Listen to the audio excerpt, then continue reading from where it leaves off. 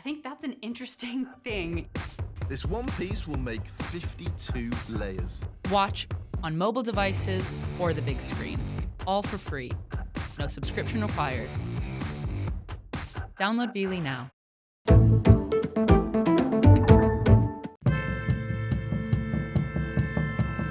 I'm Jasmine Harman, and my mum's been a compulsive hoarder all my life. This room is shameful. When I was growing up, I felt that she loved her stuff more than she loved me. Do you want some more bags? Last year, I tried to help clear the hoard from Mum's house. Jasmine, I'm telling you, you're not keeping all of these action figure dolls. I'm trying to control myself. Thank you. And I'm telling you, I'm keeping those. If that isn't with your agreement, then we have to fall out. Okay. I discovered little is known about why people hoard. I'm just looking for answers, and there aren't any out there. Yet there are people up and down the country living in appalling conditions amongst piles of clutter that they can't bear to part with. I have got a rat. Can this go? No.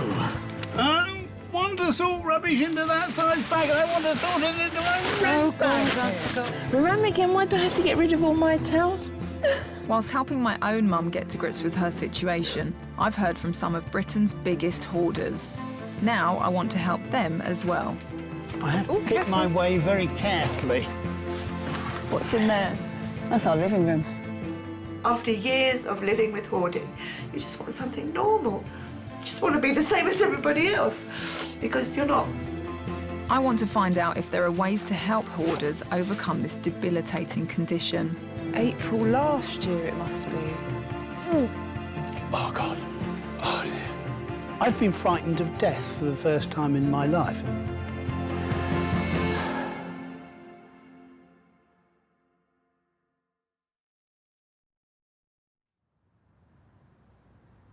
Experts believe hoarding should be recognised as a distinct psychological disorder, but it's not. Families like mine are living with shame and secrecy, and we're not alone. Behind closed doors, up to 3 million people are suffering, and there are few places they can turn for help.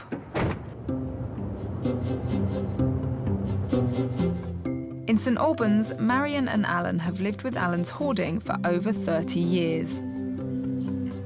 Absolutely fabulous. Pretty woman.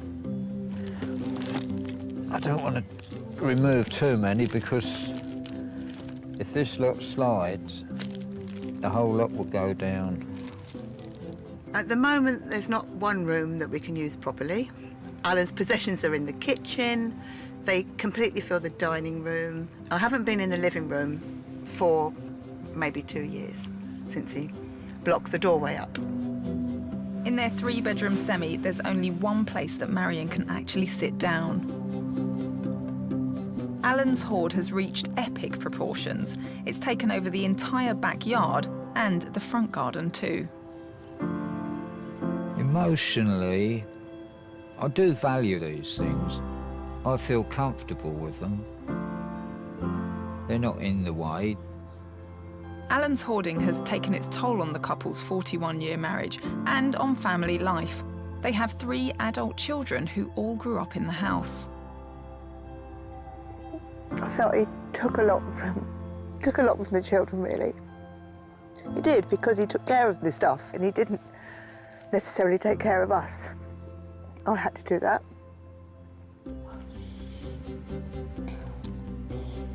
I don't want to be here like this.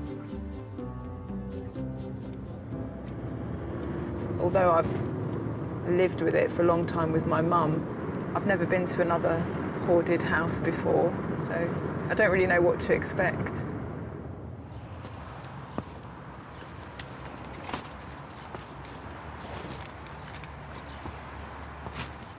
Hello. Hello. Come on. Hello, Jasmine. Really nice to meet you. Lovely to meet you. Thank you for having me round. It's not very easy to get in. Don't worry. What's in there? That's our living room. It's not in the moment. Whose are all these old VHSs? They're all Alan's. Does he ever watch them? Well, the trouble is we can't get into the room where the video might be. So these are the 2 bedrooms next door and next here. door, and then there's a small one here which you can't even see. The door is there. You can't even see the door. So you both sleep In that much bed? there. I'm afraid so. It's not much, is it? It's probably half. Is that the bathroom? That's the bathroom. What about getting showered and things like that? Not at the moment. You can't I get go to to the my shower. dad or a friend. So when's the last time you were able to use the shower? A year ago. Really? On my own shower, yeah. Where does he get stuff from? Just walking around and finding things. Skips are good. Charity shops. Anything anybody's thrown out would come back here. Has he been like this ever since you've known him? It wasn't really showing itself until he got 2 redundancies, Right. one following on another. I think that's a trigger. It's like his possessions took the place of his family and his friends. And it makes you anxious. Which part of it make you anxious? If someone comes Which- to the door? yes. Or... The embarrassment of it, I suppose. I've been You there. understand? I know you do, understand. you do. I knew that you would. And that's amazing, because for years you think you're the only one that it's happening to. You think nobody else lives like this, nobody else has to live like this. You'd be amazed how many people do. Despite their piles of possessions, many hoarders remain in denial. Hello, Jasmine. Nice to meet you. Alan, do you think that you have a problem with hoarding possessions? Hoarding it? Well, I know it looks higgledy-piggledy at the moment, but tidied up and put in its place. See, nothing is in its right place. It's just laying about. So you think it's just because there's not adequate storage? Exactly, yeah. So with the books, do you have any idea how many you've got? Oh, I could fill a bookshop. I look at these books as friends. Everyone's a friend. Alan is emotionally where my mum was about 3 years ago. Still very much in denial. So it would be amazing if Alan could start along that same road to acknowledging what's going on.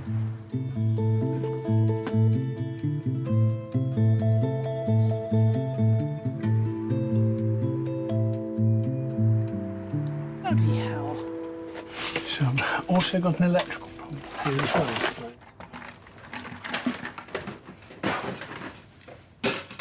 64-year-old Richard lives in this 4-storey townhouse in North London. Over the last 40 years, he's filled every inch with clutter. But unlike Alan, Richard seems keen to get rid of some of his hoard. That is an almost in-date mushroom risotto, which I should have cooked by now.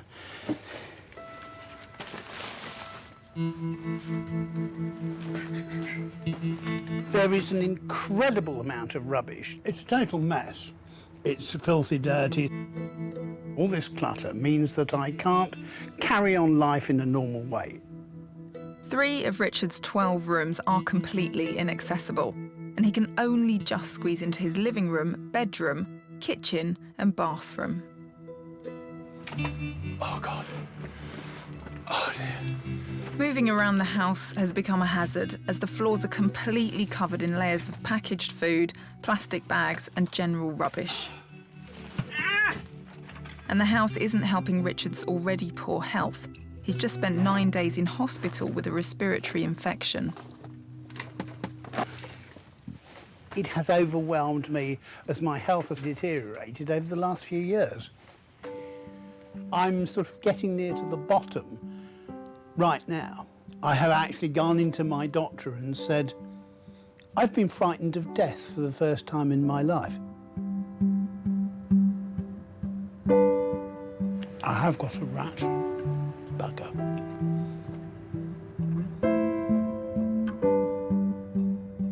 It's come to a situation now that outsiders won't come and help, and family connections are very, very limited. It's one of these things where the family didn't work very well.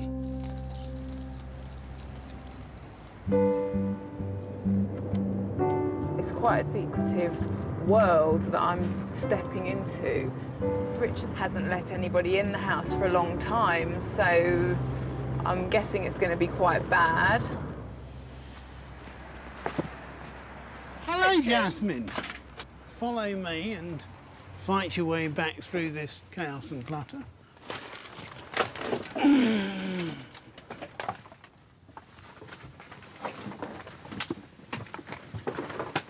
Having all this plastic and paper on the stairs, I'm surprised you haven't tripped or slipped down, to be honest.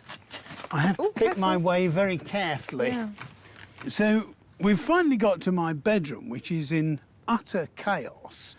There's no proper heating in it. But it must be freezing with a broken window. It's very uncomfortable because you get so cold. It's not good enough for my health. Picking my way through this last mountain of clutter gets me to our chaotic kitchen. Richard's asked me to find someone to help him clear his floors. But having met him, I think he'll need more than physical help. How do you think it's got to this stage?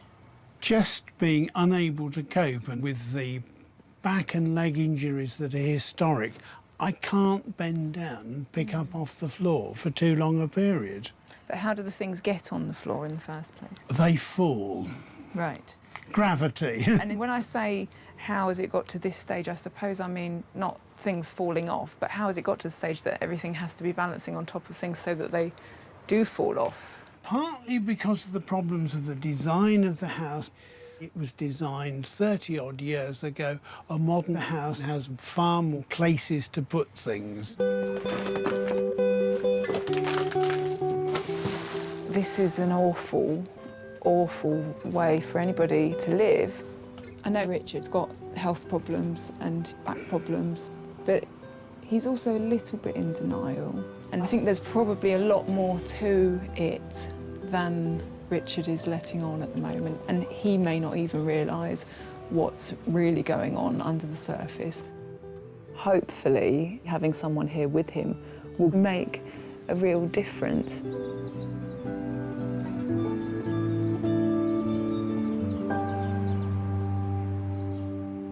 It's beautiful, isn't it? I mean, it's cutie, pretty. Home sweet home.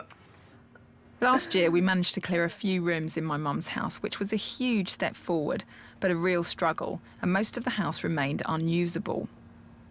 Since then, Mum's continued to have therapy for her hoarding, and now seems to be in a much better place emotionally. If I can see that there is a problem, therefore I want to deal with it. And I feel like I can deal with it, but I just can't deal with it on my own. My mum's one of very, very few hoarders who have a high level of awareness about what they're doing and about the problem and how it affects their life. And she also really wants to change. And this stuff can go. We've decided to take a radical step and tackle Mum's entire hoard. I don't even know where to start. Like, do I actually take all the food stuff with me, or Just put all the pictures together, love. Everyone's everywhere and I'm kind of a bit panicky, but haven't started crying yet. The plan is to remove everything from the house to a big warehouse. Then Mum can come and actually see what she's got and get rid of things. Everything out. We have a fresh canvas. That would make me happy. For the first time in 25 years, Mum's house is completely clear.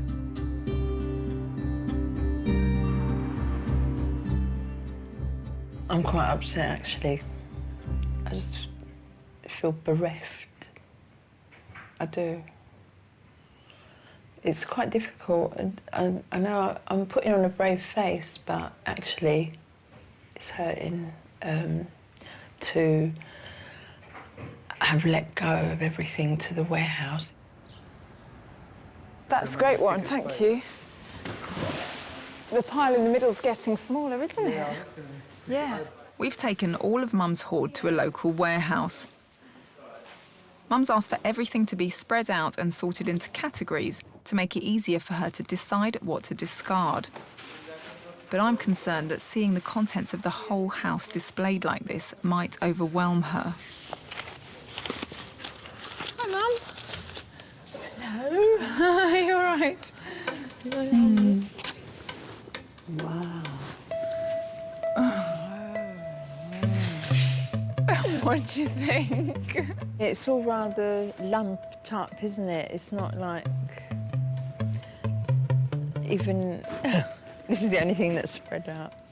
I know, but I mean, I don't know how we can spread it all I could out. choose the shoes now and then get rid of the rest. Yeah, go on then.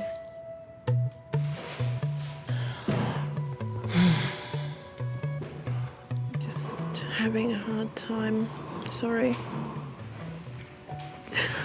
Here's all your stuff. It's in the warehouse. You choose what you're going to take.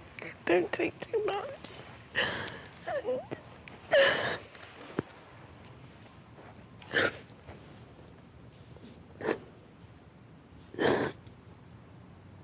Let go.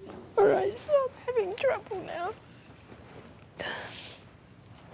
I knew it would be difficult. I just didn't know when the difficulty would arise, and it's arisen now. Right.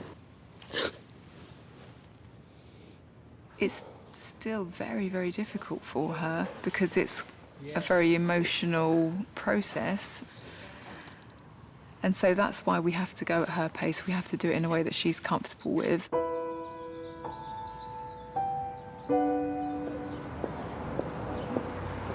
For the last 9 months, Mum's been opening up about her childhood in Cyprus with psychologist Felix Economakis. So, Vasula, would it be okay today to do a little bit of work on the loss of your father? The loss of any parent is obviously a significant thing. It's a big deal. And because there is a theme of loss implicated with hoarding, then this is really an area that we need to look at. When Mum was 4 years old, her father, my grandfather, was murdered during a period of political unrest in Cyprus.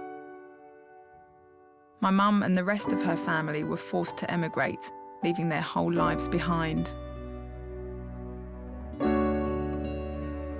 Even though it's a long time ago, it's still possible that there are unprocessed feelings about it. So when you think of the loss of your father, what comes up for you? It's a lack of security, lack of comfort, Right. deprivation of love. It's a lack of anything, everything. You know, we carry a father and mother and everybody else inside of us. Is the part we carry inside. We internalise them. Felix asks Mum to imagine her father is in one hand, able to have a conversation with herself in the other. What would father say to that part? That would be a nice thing to sort of to say and to know. If, for example, I was talking to my daughter, I would say, I'm incredibly proud of you. You're a lovely woman. I think I'll keep it in my head. Okay. How does that part feel to hear that and take that on board now? Feels nice. Feels nice. Mm-hmm. Yeah.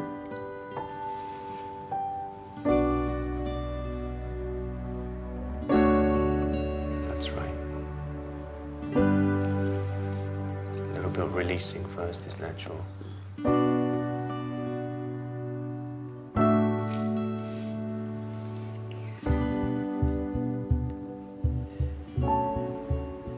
The reason she likes to surround herself with a lot of possessions is because she's trying to fill a void. I just hope that she's ready to move on from the feeling of comfort and security that she gets from having all the belongings around her. I don't want this process of clearing out a house to end up being another loss.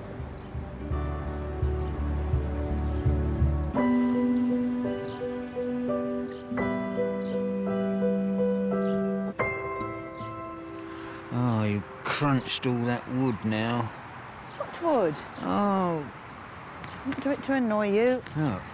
Smashed all that down. In St Albans, Alan's hoard no longer fits into his house, and his back and front gardens are piled high with clutter. The garden's such an eyesore that 4 months ago the local council took legal action, requiring Marion and Alan to clear the garden or risk prosecution. They now have 2 weeks until their deadline. I'm feeling anxious because when you don't know what's going to happen, it's, you know, you worry. And if Alan doesn't cooperate, where do we go? He's got to change something because it's got to be done. Today, I've asked Alan to try and make a start clearing his garden. I want to see whether everything means something to him or whether he can let some things go. I know that from working with my mum and working through her possessions, initially it's very, very difficult and you have to take it slowly. I think that the key to working with Alan is going to be letting him make the decisions. Should we have a look through them? Keep them. Want to keep them all? Yeah, all the magazines. Can we throw the wet books? But you need to look at the books first. Right, OK. You want these? Yeah. For moving a fridge? Move anything. Oh, anything? Logically, when are we going to be moving anything? Oh, for God's sake. No, don't go, don't go. I'll find somewhere for them inside if you really want to have them. Put them under the bed, then.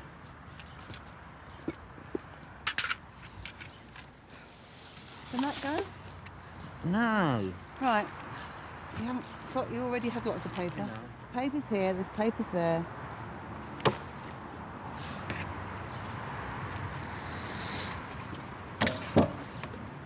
That still pile of stuff you've said can go? Yeah, I can see that most of that we don't really want anymore. That's good.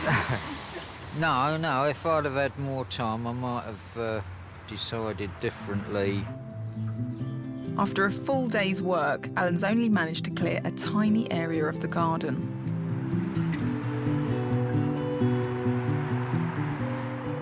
Having seen how difficult it is for Alan to part with any of his hoard, I'm worried that at this rate, they won't get it cleared on time. Hi, Alan. My big worry, Alan, is that I don't know how you're going to be able to prioritise pleasing the council and keeping the stuff that you want to keep. See, I've never looked on it as a problem. It's other people's problem. I was always taught you don't interfere with other people, so... But there's the risk of getting prosecuted or, you know, the risk of a fine. I mean, are you worried at all about the Well, it's council? no good worrying. It's no good worrying about it. Alan may not be worried, but I know that Marion is. How easy do you find it to talk to Alan about this problem? Not very easy at all. The trouble is that I've spent a lot of time not doing anything, not trying to change it, because I know it's going to make Alan angry. What is it then that pushes his buttons or gets him angry? Anybody taking, moving, or even sort of threatening to move things. How are you feeling about the council situation? I try not to let myself think about it because I don't know how to cope with it. If I allow myself really to think how enormous it is, I'll fall apart. Yeah. And I'm no good to anybody falling apart. No, you're not. I'm not.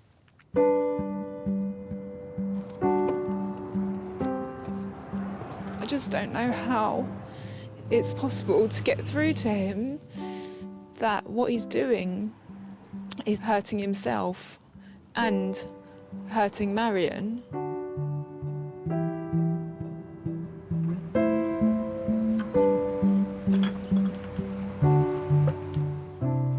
At Richard's, there's also a huge hoard to tackle.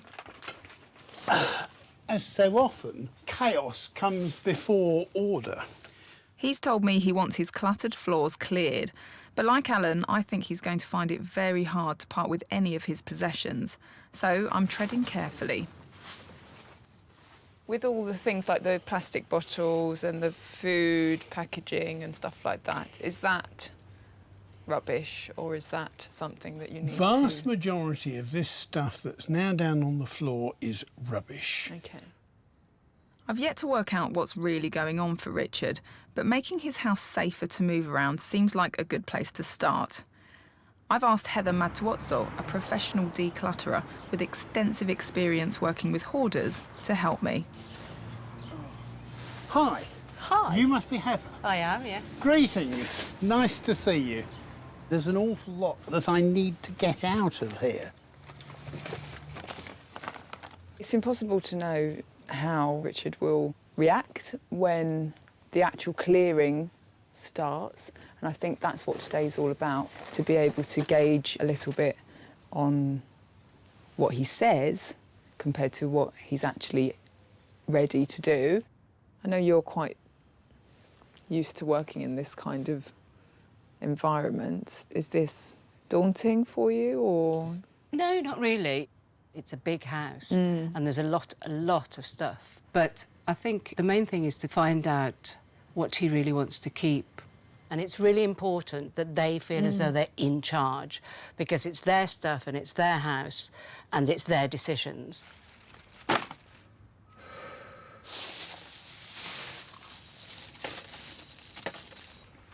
There's so much food everywhere. What is this? April last year it must be. It's awful. This is just what makes it smell so bad in here. These... It's really dangerous because there's a lot of out-of-date food and paper, and there's plastic bags all up and down the stairs. It's a wonder that he hasn't fallen down these stairs and broken his neck. Heather and I start to make progress, but we soon hit a problem. What's happened is that I've found one or two things which they've thrown out, but when you actually check it out, you find there are one or two important things.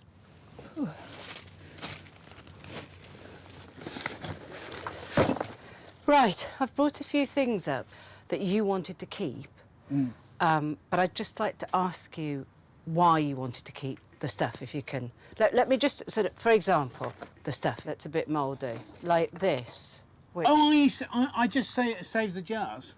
Right. OK. And this is just in date, but still really... And there's another tin that really is... I think they're dangerous, Richard. I know you like kidney beans. I mean, this tin of kidney beans looks grotty, but in actual fact, the bottom of the can is perfectly all right. They look dangerous. That's my point. That's why I threw them away. Yes, but I think that's got to be my decision as to whether I'm going to throw away money that I've spent on food. Obviously, if it's deteriorated inside, then out it goes. But you can't see botulism or smell it or detect it, and that's what you get from rusty tins. I once, at my late mother's house, opened a can of steak that was 20 years old, and it was perfect. I threw them away because I just thought they... Sorry. I feel this particular point of the discussion is absolutely irrelevant, and I don't want to be discussing tins of beans. Heather's agreed to help me with Richard for the next 10 days, but he's made it clear things have to be done on his terms. I think that my greatest concern is I've got to be able to say yay or nay to what goes out of the door. It's having a pair of hands who can help me, not a pair of hands that wants to do what it wants to do. He's really at odds with himself. On one side, he's desperate to not live like this. And on the other side, he can't help himself. He cannot just say, fine, get rid of it all. he has to check everything. And that's not his fault. That is part of this illness.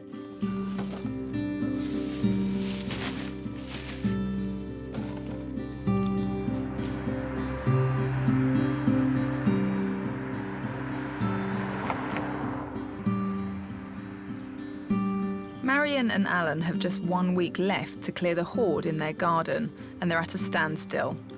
They're unable to even discuss the situation, but today I want them to try. Because they have no room in their own home, we're meeting at their daughter Lucy's house. What I'm hoping is that they will all have an opportunity to share how they're feeling in a way that's constructive, that's not judgmental, and maybe in seeing how much Marion is hurting, it might have some impact on how quickly Alan can progress with the garden.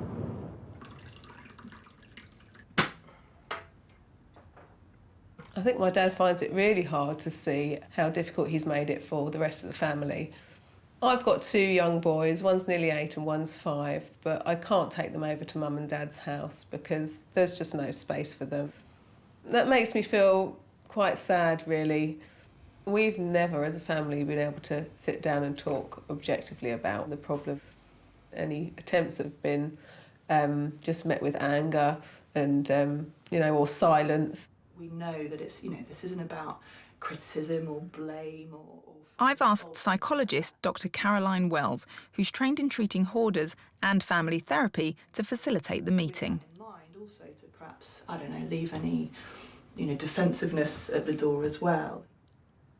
They want to clear. I want to retain it because I've got a use for it. Maybe, Marion, if you could tell us a little bit about your experience. We can't live the way we've been living. And the things I want are not unreasonable things. I would really like my grandsons to come over and be able to play in the garden, because if you leave it too long, there'll be teenagers who won't be interested. They don't know what a great granddad you'd be. If you could let yourself. And I'm sure Lucy would like the boys to know you better as well. I just worry that my mum's going to trip over down the really narrow path that she has to step over. And she's going to fall and she's going to break her leg. I worry about them in this house and in this garden that is dangerous. And it's not going to get any better unless we, it's just going to get worse. After years of living with hoarding, you just want something normal, something ordinary. You just want to be the same as everybody else, because you're not. What's it like listening to Marion saying she just wants a bit of normality? I know. How does that make you feel?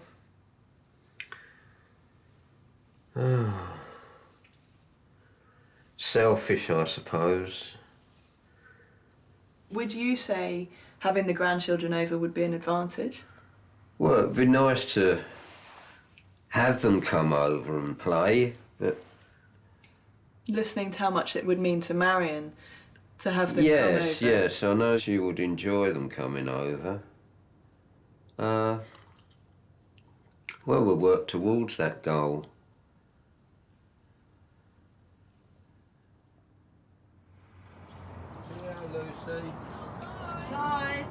When it comes to things and family, it's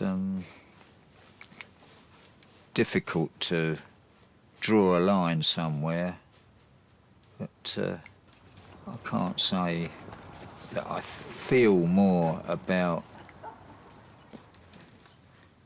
objects than I do about the children or my wife. Right now, his intention is that he will be able to clear some stuff, he'll be able to avoid prosecution. Whether that can actually materialise or not, we don't know. The proof is in the pudding, isn't it?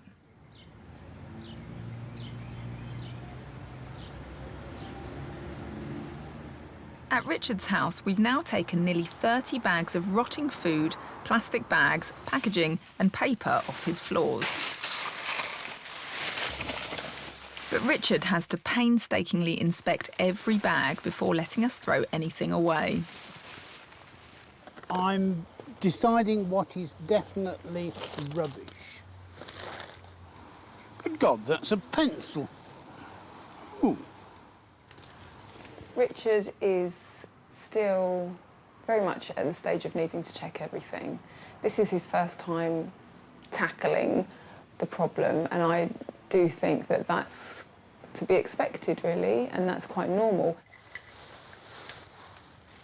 Oh. Can you pass me back that tray so I can get rid of these papers here off the floor? Oh, bloody hell. I don't want to sort rubbish into that size bag. I want to sort it into a red bag. I forgot, yeah. He's finding it very hard to let go of things. But I think Richard and I know each other well enough now that I can set him a challenge, which is to ask him if he can let go of some newspapers and not have to check them. Because once he knows what it feels like and it doesn't hurt or it's not frightening, then he'll be able to do that and work a lot quicker. OK. We've got a little box of newspapers for us to look through. Just as an experiment, I would really like to see if you can take all those papers and put them in the bag without looking through them. How would that make you feel? Describe your sort of emotions. Just a little bit concerned. I just want to flick through it. Mm-hmm. It is time-consuming, but the thing is, it works for me. I'm worried about time and given your health as well. I feel that this house could, without sounding overly dramatic, be the death of you. I definitely want to check them because I want to see what's going out of the door. Just suspend that thought for a minute. No, I'm not going to suspend that. It's more important to you to check everything. Yeah, at the moment it is. Then it's more important to check everything than risk losing a little thing. Your health is not as important. Even if it shortens my life, for my peace of mind, I would rather go through it.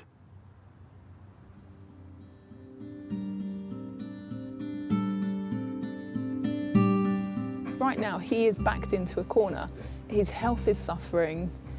He can't function properly at all, and he doesn't know what to do. But he doesn't really want to clear out at the moment. And he needs to have other people to help him.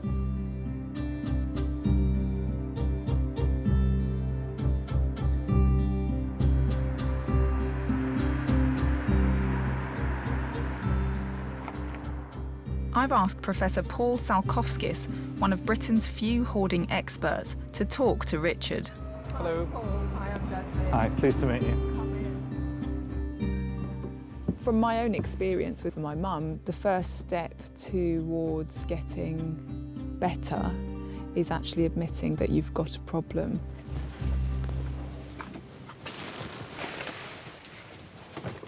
So, how do you see your problem? The house is a problem because I haven't got the physical strength to actually get on and sort it out.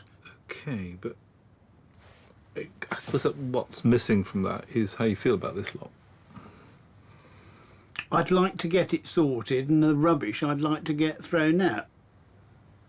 Right. And still not quite get how you feel about it. How do you mean? I mean, we're sitting here in an icy cold house, surrounded by a lot of stuff, yeah, most of which is not accessible to you. And I'm keen to understand what it's really like to be you. I'm also keen to understand a bit more about how you feel about yourself and about the situation you're in. I'm sorry, I'm finding it very difficult to see where you're coming from. One of the possibilities I'm thinking about is that you really try and avoid thinking too much about how you feel. Which would bring us fairly neatly on to what has happened to you. Right, OK. Difficult childhood, slightly dysfunctional family. There was quite a lot of domestic upheaval, I would say. When Richard was 13, his father left the family, and Richard's whole life was turned upside down overnight. It put a lot of stresses on me because I became the man of the house, and, you know, it wasn't a good scene. No. And relationships with my father deteriorated quite seriously. So, pretty horrible all round. Not the most pleasant of times. Was money a bit tight at that time? Yes, it was extremely tight. My mother got heavily into debt, inevitably. So, does at least some of your ideas about the value of things come from that time? Yes, it does, probably does. Because I had to be conscious and aware of what things cost. But in my childhood, my parents' divorce and things like that, you've got to move on. You can't live in the past. No, that's right. I know, but I actually think a lot of this is coming from turmoil that you've gone through. And you're sinking into the quicksand of this stuff, to the point the quality of your life is so poor. Well, you're asking me, is my life worth living? I'm not asking you that. I'm asking you whether you might consider ending this phase of your life in order to enter one that is not dominated by these huge piles of things. Clutter. Maybe they are just things, but they have been a part of my life, and I'm not prepared to have somebody come in from outside and take a part of my life away. Do you see this as part of the problem? Because nobody would be taking part of your life away. Your life, these things have taken your life away. Sure. That, you know, it's the other way around. And I think it's appropriate that you have some further help with both areas, which I think would be quite happy to do so. Okay. So how did it go with Richard? I would be pretty happy with that as a first session. He drew some clear links between some of the pretty awful life experiences he's had and his attachment to possessions. And he's not going to be able to make major changes until he's dealt with some of the issues that we pulled out today. And have you worked with people in the past who have overcome this kind of level of clutter problem? Yes. Yeah. No. I wouldn't write him off. I think we made some progress. I think he tended to be a little bit too oriented on what my past life was. But the work that I'm doing with Heather is probably a lot more practical and useful. But I think there is scope for some more discussion to help me. Richard will need ongoing treatment if he's to really get to the root of his hoarding. In the meantime, we're going to continue trying to clear his floors and stairs.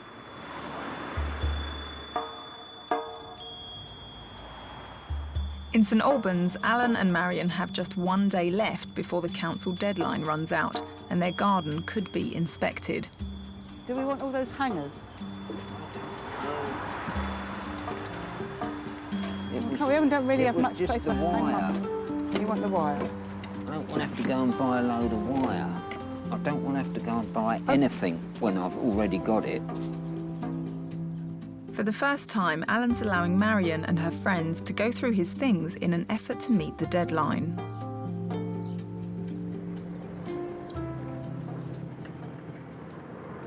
I feel really terrible, actually, if we can't get the garden finished today.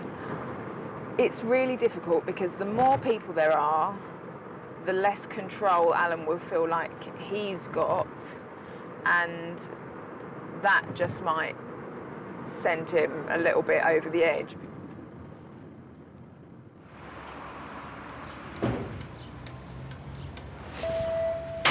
I mean, you had any thoughts about the china, where the china can go? I don't know yet, because it's happening so fast. Well, it's got to, Alan, because it's, you know, there's a day with everybody here, How are you? Stressed. What are you stressing about? No, it's just you can't work with about 10 people, you know. Because you can't see what they're all doing, No. you mean? Is this definitely for keeping? Because there's a lot of paper. Can I chuck those? Stick them in there. Yeah. I'll let you. Just for today. What? Only for today? This is your new life, Alan. Yeah. Under Alan's supervision, newspapers, wet books and broken bric-a-brac are all going in the skip. Is that books or? Yeah, it looks like books. For a long time, Alan wouldn't let anybody else help because he didn't see it as helping at all. So it's amazing that Alan has allowed all these people to come in, and he's doing it not only for necessity, but he's doing it for his family as well. Plastic can go. The plastic can go, but you want the wire one. Is that right? Do you want the wire one? No, that can go. Right, that can go as well. Right, OK. What about this old video? No, that can go. The video can go. Brilliant. Well done.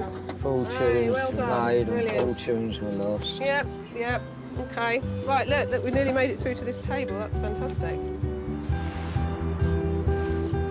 By the end of the day, 3 skips have been filled. The backyard's still full, but for the first time in 5 years, Marion and Alan have a clear front garden. Well, here we go then. Yay! Oh, it's great, isn't it? How does it make you feel having all that space now? Wow. A bit strange, probably. It's magic. Oh, really? Really? Wow. You have done so well, Alan and Marion. It's made a vast difference, and thanks to everybody. and their You're welcome. You're very welcome. I'm grateful for what we've done and what help we were given, but it does sort of hurt to see things get thrown away in the skip. Alan and Marion have cleared enough to avoid prosecution for now. Their house is still stuffed with Alan's things, and most rooms are unusable, but Marion's optimistic. It started. Something really good has started, I believe. It's been a long time coming. And if Alan thinks it's magical, then maybe we can work some more magic. I'm just delighted. I really didn't think this could happen. Oh,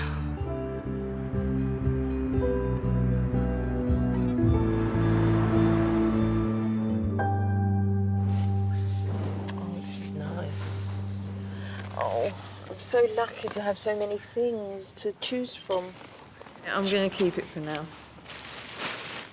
Unlike Alan, Mum's had the benefit of years of therapy, but we're now halfway through her time in the warehouse and she's still struggling to let go of her hoard.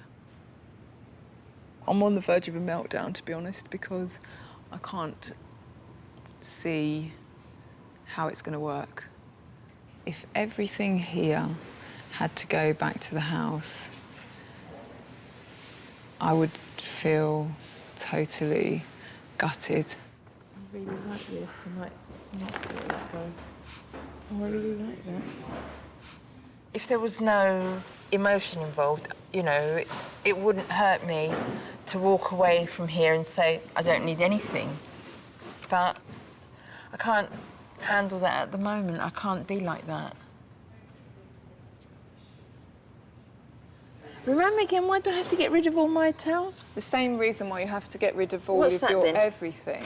Because you've got too much stuff, you can't live properly. Remember? I was kind of agreeing to let these go, even though inside I didn't want to, and That's okay, you don't... and yet, and I don't know what to do.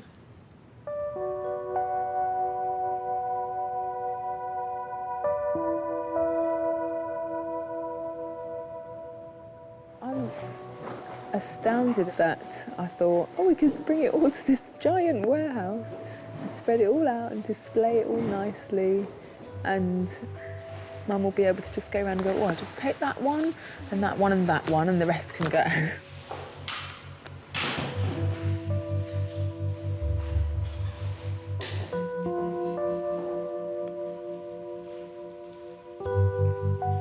I just feel really stupid that I could have even perceived that this would all be done.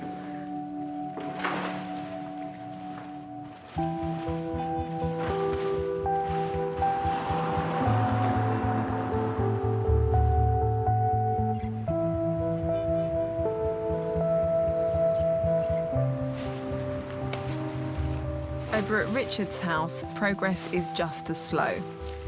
In the last 10 days, we've bagged a vast amount of rubbish, and you can now see some of the stairs and floors. But Richard's still refusing to let anything be binned until he's gone through it. So what have you got there, then? This time last week, We found this. I set you a challenge. Would we get rid of a box of newspapers? Without looking at them. And I turned around and I said, well, no, I think I would rather actually glance and I make the decision. I want you to learn what it feels like to let go without checking, because the checking is what's got you here. Take that leap of faith.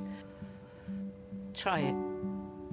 I really don't know. I don't know how my brain is ticking. Just that bag? No. Simple as that. I can feel it coming. Come on.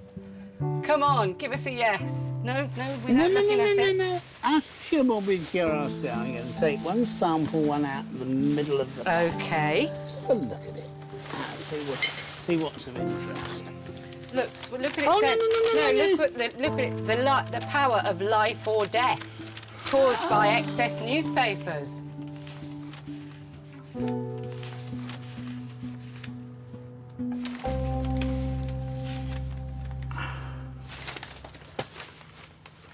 Go on. You are such an angel. Well done. Mwah. Well done. That's fantastic. Wow. I knew it. And actually, you know what, Richard? You won't even think about those ever again. You won't. You're That's a hero. breakthrough. Well That's done. amazing. Well done. Right. Go on, superstar. Yay. Oh, go on. There it goes. Bye-bye, history. Well done. Where's my lid? You should be really, really proud of yourself now. Oh. You've taken a big step. So how do you feel now after that first move that you've made? I feel invigorated because there's a lot of progress has been made. Do you know what makes me the happiest is the fact that you enjoyed doing that, because you'll get that feeling again. Going through this experience has been very useful for me. It's quite revealing. It's good to know that there's a possibility that there can be help for me to sort out my life and my home, to get something done, whereas until now I felt there was little hope at all. There's still a really, really long way to go for Richard, but I think the last couple of weeks has been transformational inside him, because he's been throwing stuff out. He's seen a psychologist, and I hope that this house won't be the death of him.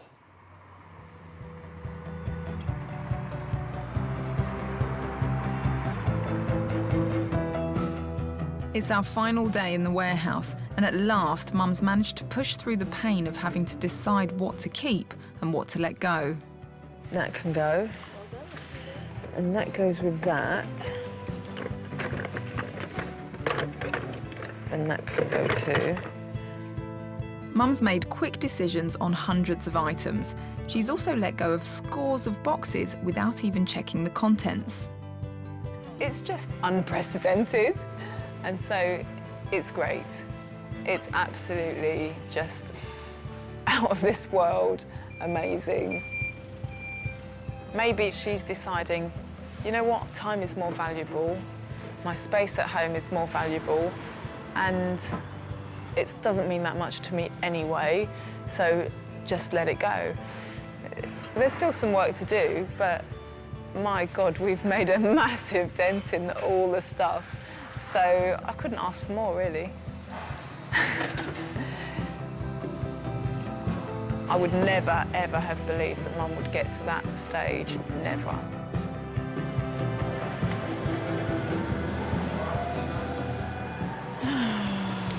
Goodbye.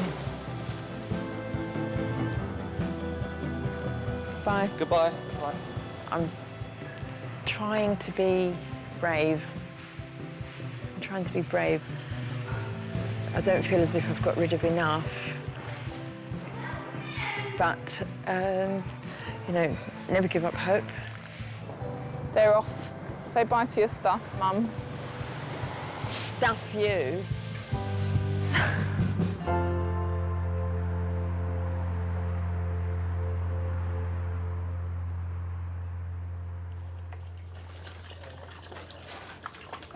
I've probably parted with about 50% of my belongings. Strangely enough, I don't miss the things that have gone, so it's quite odd. The problem is I'm still a hoarder, and in order to stay in control of it, I still need help. Most of what Mum's kept is upstairs, but the ground floor is clear enough for her to have the family round for dinner for the first time in 8 years. It's hard to believe that this is the same house. Hello.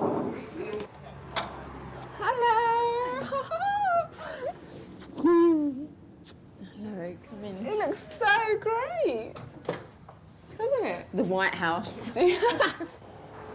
The future for this house will be more laughter and happiness, hopefully.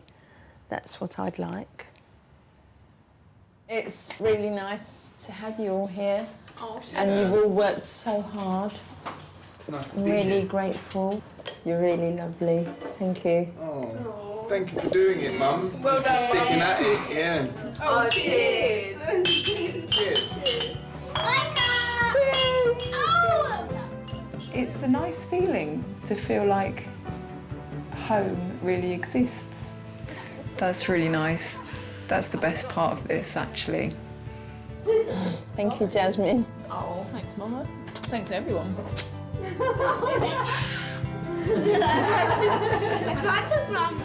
Richard has now employed someone to help him clear his house and plans to continue psychological treatment.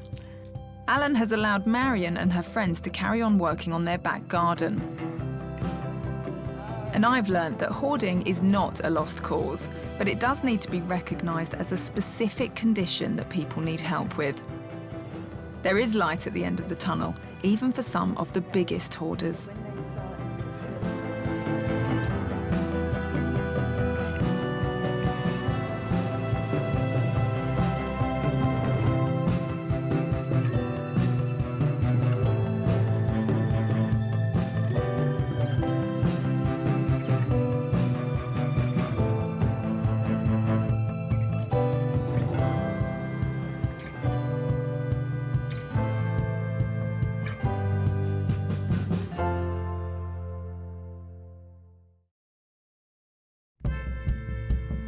I'm Jasmine Harman, and I've lived with my mother's compulsive hoarding all my life. I'm telling you, I'm keeping those. If that isn't with your agreement, then we have to fall out. With help, my mum's made huge improvements, and now I want to help other hoarders around the country who are living in terrible conditions. I'm feeling desperate because I can't cope with it. This isn't me. This isn't me living like this. I am shocked. It's literally a wall of stuff. These are people who have lost their homes and lives to hoarding. It's going to feel like you can't make it, and that's totally normal. Oh, yeah. Do you want to spend the rest of your years with this hanging over you? Sorry, I can't do it. I want hoarders up and down the country to realise they aren't alone. Get rid. You can't Well, use them, only- so that's a good yeah. decision you've made. I'm really proud of you. Oh. And that with the right help, their lives can improve too. Really good to have my space back. Look what I have found. The things that I've found that I never actually knew that I had. I've got something wrong with me, which lots of other people have got, and it can be cured.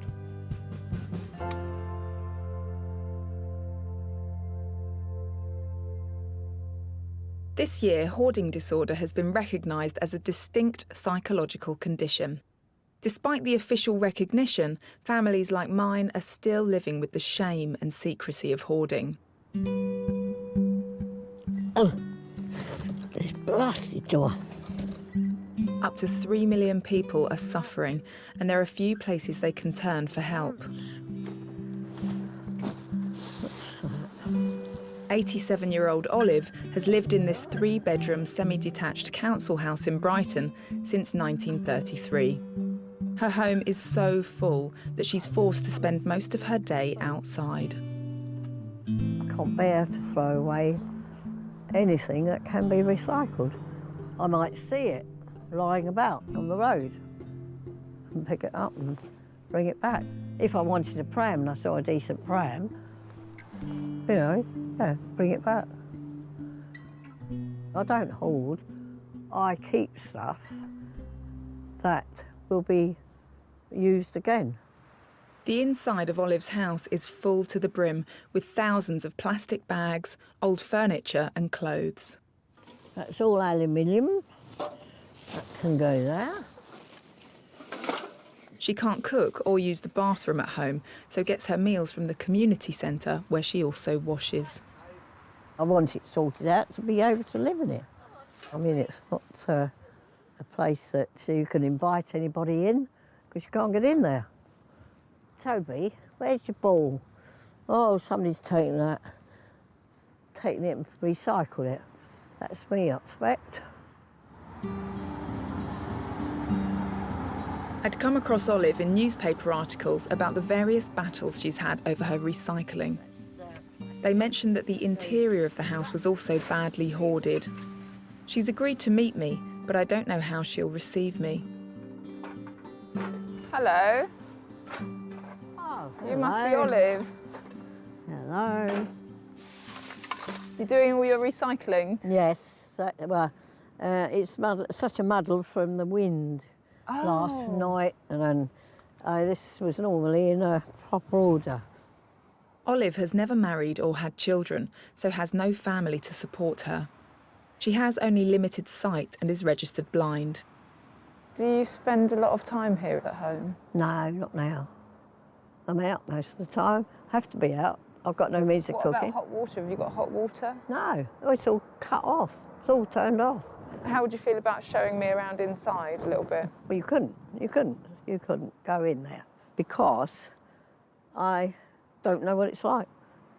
What do you mean? Well, I've not been able to go in since all this was piled up. But you sleep inside? Oh, of course I do. Yeah. I've got a bedroom. I sleep upstairs, yeah. Olive believes a move into temporary accommodation 13 years ago lies at the heart of her problems. She feels that when she was moved back home, the council failed to put her possessions back properly, and this ultimately created the current chaos. And that's nothing to do with recycling. No. That's the council. Although Olive is reluctant to let anyone see inside her house, she agrees to let me have a look behind the door to see the scale of the problem. Oh, hello. Who's that? Who is it? Who is it? Not, wait a minute. Not inside. Say again? No, I don't want you to go in there. Oh, no, I was just seeing if I could have a look. No, that no, way. no. Don't want you to go in there. No. Almost immediately, I find out just how sensitive Olive is about strangers seeing inside her house. Hello. I don't know who the devil that was. I can't hear. Won't be a minute. That's all right. I don't know how she gets in and out in there. It's literally a wall of stuff. I am shocked. I think it was the first. It's definitely worse than my mum's house ever was. Can I ask you, Olive, you know, would getting into your house more easily be important to you? I don't like living in that. It's like a muddle, really. Okay. Couldn't be happy, could you? Eh? Well, I mean, you couldn't be happy. I mean, poor cat has to, you know. Never mind, poor cat, yeah, but what about poor you, 87 years old, climbing up a mountain? Well, it keeps me fit. Olive has lived in this house virtually all of her life, but now she's unable to access most of the rooms due to her hoarding. Each night she literally climbs over a wall of clutter to get to bed. The only way to access her home will be to somehow get the hallway emptied and sorted into a separate space. I was thinking if you take some stuff out, if we could create a space outside where things could be kept dry, we could do some sorting outside maybe. Well, I want to get it cleared out. You want to get it cleared? Yeah. It's been really nice to meet you. Yeah, Thank nice. you for letting me have a peek inside. I will Right. see you soon. Do you want me to come up? No, it's all right. Bye, Toby. Say bye-bye. Bye-bye. Say bye-bye.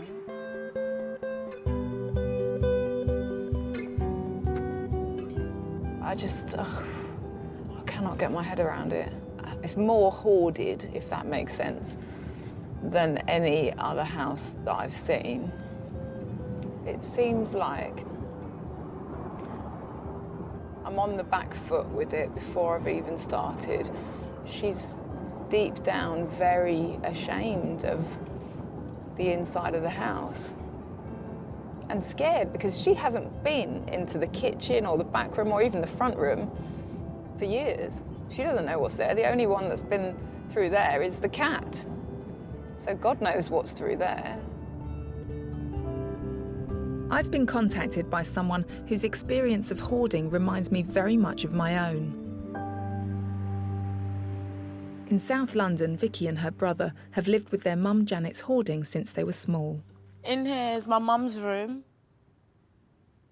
In their 3-bedroom maisonette, the family squeezed through Janet's piles of possessions, trying to live a normal life. Vicky is a full-time student who looks after the household finances and works 12 hours a week in a part-time job. Even if I had a friend to say, we would like to come around to your house, I would actually tell them, oh, my mum's busy, she doesn't want anyone in the house, or try and make up lies. Who would want to bring someone here? It's embarrassing. It's so embarrassing. I used to be too ashamed to invite people to my hoarded house when I was growing up, so I decided to meet Vicky at a cafe. Have you ever tried to clear things out before with your mum? Not really. Even me, if I wanted to clear out my clothes, I'm not allowed to. She said, I need to have her permission to clear out my own clothes. That is exactly the same as when I was living at home. I was not even allowed to clear out my own possessions. Yeah. And if I threw something out in the bin, if I had she will take it back out. then it was soon back inside the house. But it's frustrating, but all you can do is laugh. And if you don't laugh, you just cry. Yeah, because... but you don't want to do that. You don't want to do that. I mean, what kind of thing do you think would be helpful for your mum? Support. In what kind of support? In terms of counselling. That's the main thing, so she can realise, just help and support in terms of that. Vicky's mum Janet arrived in England from Nigeria almost 25 years ago. She has limited English and is being treated for depression. Like many hoarders, she's become very used to living in chaos. Hello. Hi. So is this where you spend most of your time, Janet, in here? No, not really. Not really. Where do you spend your time when you're indoors? In the sitting bedroom. In your bedroom? Because I suffer from depression. Are you all right with having me here? Yes, I'm fine. And what do you think? Do you think there's anything that could help you feel better? Oh, let's see as it goes. I need help. Oh, well, hopefully we can help. Okay. Hopefully we can help you. Janet's house has hundreds of suitcases full of clothes and materials from Nigeria. She also hoards blankets, duvets and childhood toys. So this is your mum's room, is it? Yep, this is her room. I don't know. So she just has a little bit of the bed to sleep on. Wow, she used to have more space than that. This is kind of similar to my mum's bedroom when she used to just have a little bit of the bed that was available, all the rest of everything around was piled up, and then it went up into the corner but right up to the ceiling, and then it spread and spread. This is my room. Okay. Not all of it is my stuff. Okay. She added the tables. It was so much clearer before, but I was like, I can't be asked to talk anymore. This is an area, I mean, if we're going to try and do some stuff in the house, maybe we could do your room. That's what I thought at first. So she can set example. Look at this room. Maybe my room could be like that. Do you know, when you live with something, you stop seeing, you stop noticing. And I think that is very true of hoarding. So you live with it all around you and you stop seeing it.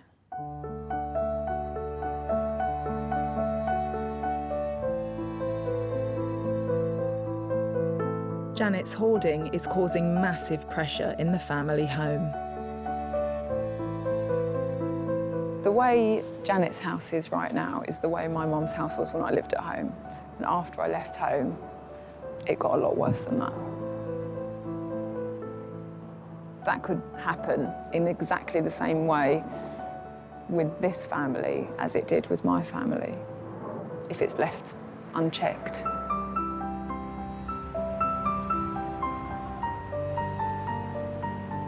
A couple of weeks after first meeting her, I'm going to see Olive in Brighton again to see if she really is ready to change. Olive has agreed to let us put up a large tent outside where the stuff from her hallway can be sorted. I've asked Andy Honey, who has worked with extreme hoarders before, to help. Are you OK me just temporarily moving these? Just going to pop them here for a second. Just Oh, yeah, I don't care where you put them. And then we can put the markers straight down the edge of the wall here. Oh, you're going to do it on this side, yeah? Yeah. So do you want me to... I could be getting a few bits ready. Yeah, that'd be now. great. Yeah. You know, at a leisurely pace. This bit I can do. Here, you don't...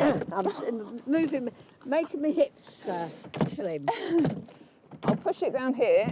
Oh, there we go. We're in. We're in. Done it so well. Olive appears to be really motivated to get things moving and much happier allowing me to go inside. But what confronts me is even more daunting than last time. There's some there. Do you know what, Olive? Yeah. It's even higher than it was before. Oh, yeah, because I could see through to the kitchen before. I've got food stuff in there. Oh. All that But stuff. here, before, I could see right through to the kitchen. And now I can't see, unless I've shrunk. No, all I can say is that I could have thrown stuff up there. With the scale of the task even bigger than I thought, I'm keen to get Olive clearing. So, did you want to start getting some stuff out while it's nice and dry and sunny and won't get wet? Not really. First off, I've got to leave some recycling out tonight, and so I must do that. What have you got to do? Make sure there's no tin. Oh. Yeah. Long process. Well, not really. Olive has recycled since the war and has been in conflict with the authorities about it for decades. My worry is that her constant recycling is distracting her from clearing. Yeah. This routine of the recycling is what Olive does day in, day out. But it is definitely partially avoidance with what she's got at home. The rest of that is all tin. Have a look. Oof. Is it all tin? Yeah? Yeah, it's all tin. All dripping? Yeah. It's a bit rank.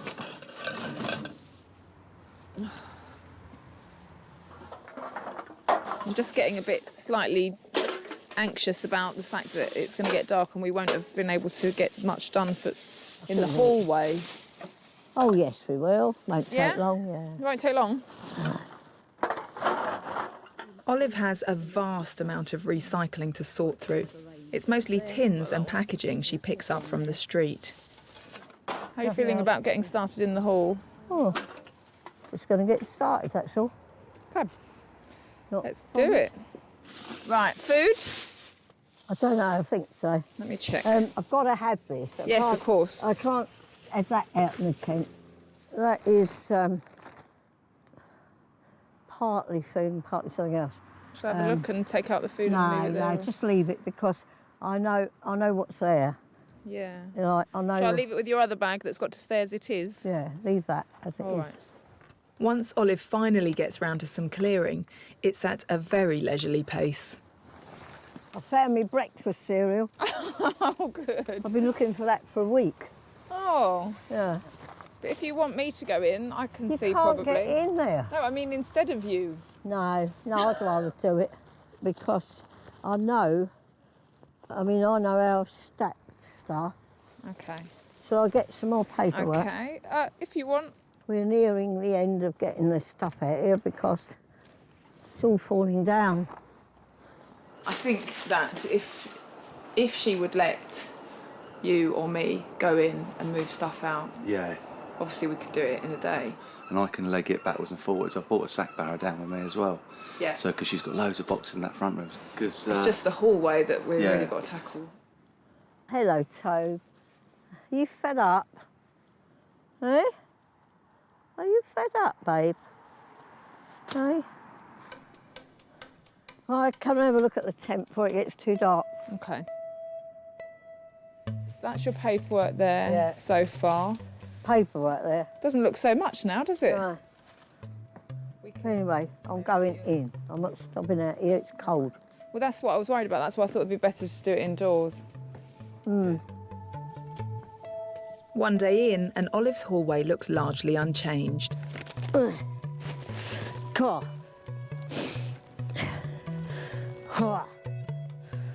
It would have been easier when the stuff was here to have done this. I leave her, climbing the mountain of rubbish to get to bed. See, the stairs are clear there. It's just...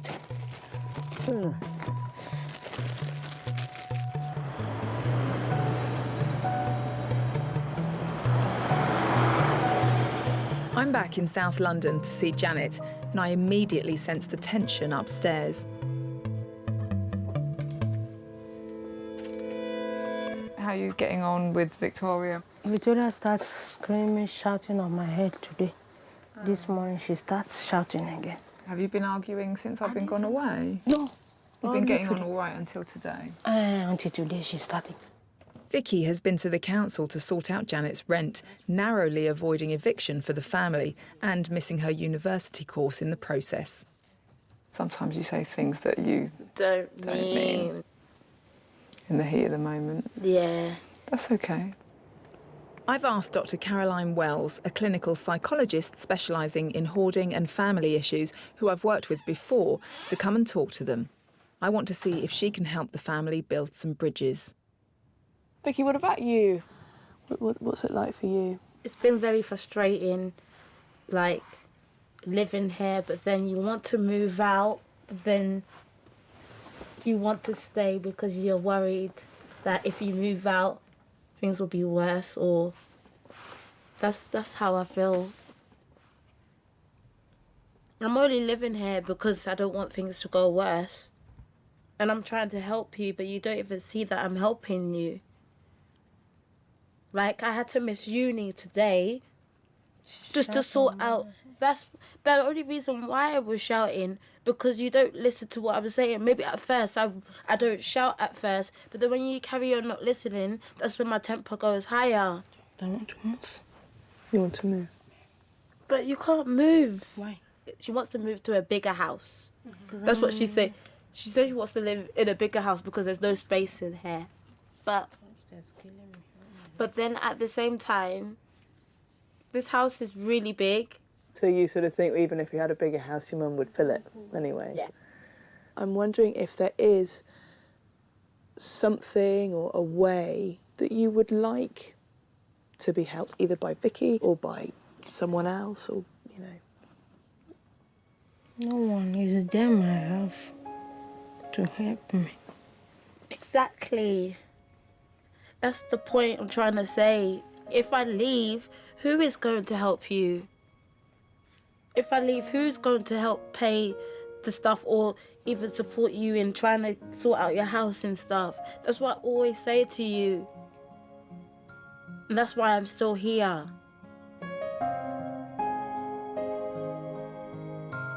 Being amongst the tension which hoarding brings to any household really takes me back to my own childhood and the stress I felt with my mum. I mean, I don't know how you keep a brave face on throughout the whole stuff. Before I used to think that back over the years, I used to think my mum hated me. I used to think she never loved me.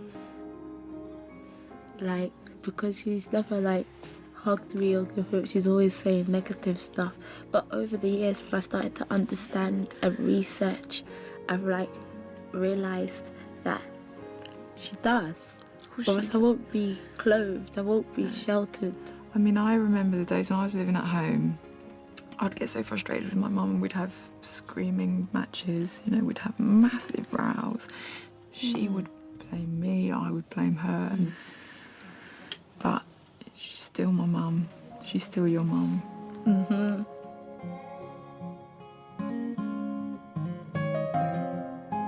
Oh, it's just so frustrating. And can see how frustrating it is for Vicky. This is hurting her. And, oh gosh, the whole thing today, like the row that they had, Vicky was trying to prevent them from being evicted. She is the parent in this situation. And those kind of things used to happen all the time to me. Vicky's strained home life brings back so many memories of my own upbringing. My mum filled our 5-bedroom house to the brim with her possessions throughout my childhood.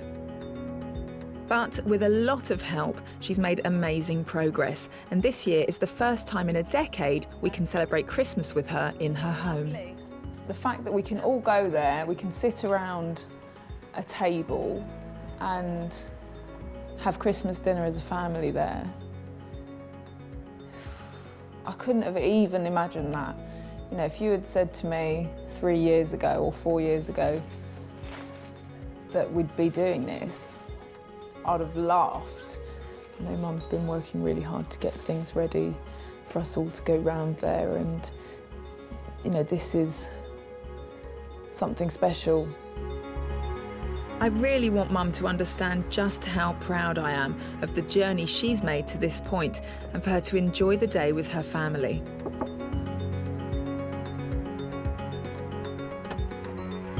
Hi, Mum. Hello. Merry Christmas. Cheers. Cheers. Even though, you know, it's not perfect, at least it's better than having it in your old bedroom. Yeah, exactly. All that nice stuff. I do think that you've done amazingly well. When I look at this house compared to what it was like, I mean, can you remember what it was like a year and a half ago or 2 years ago? We wouldn't even been able to stand here.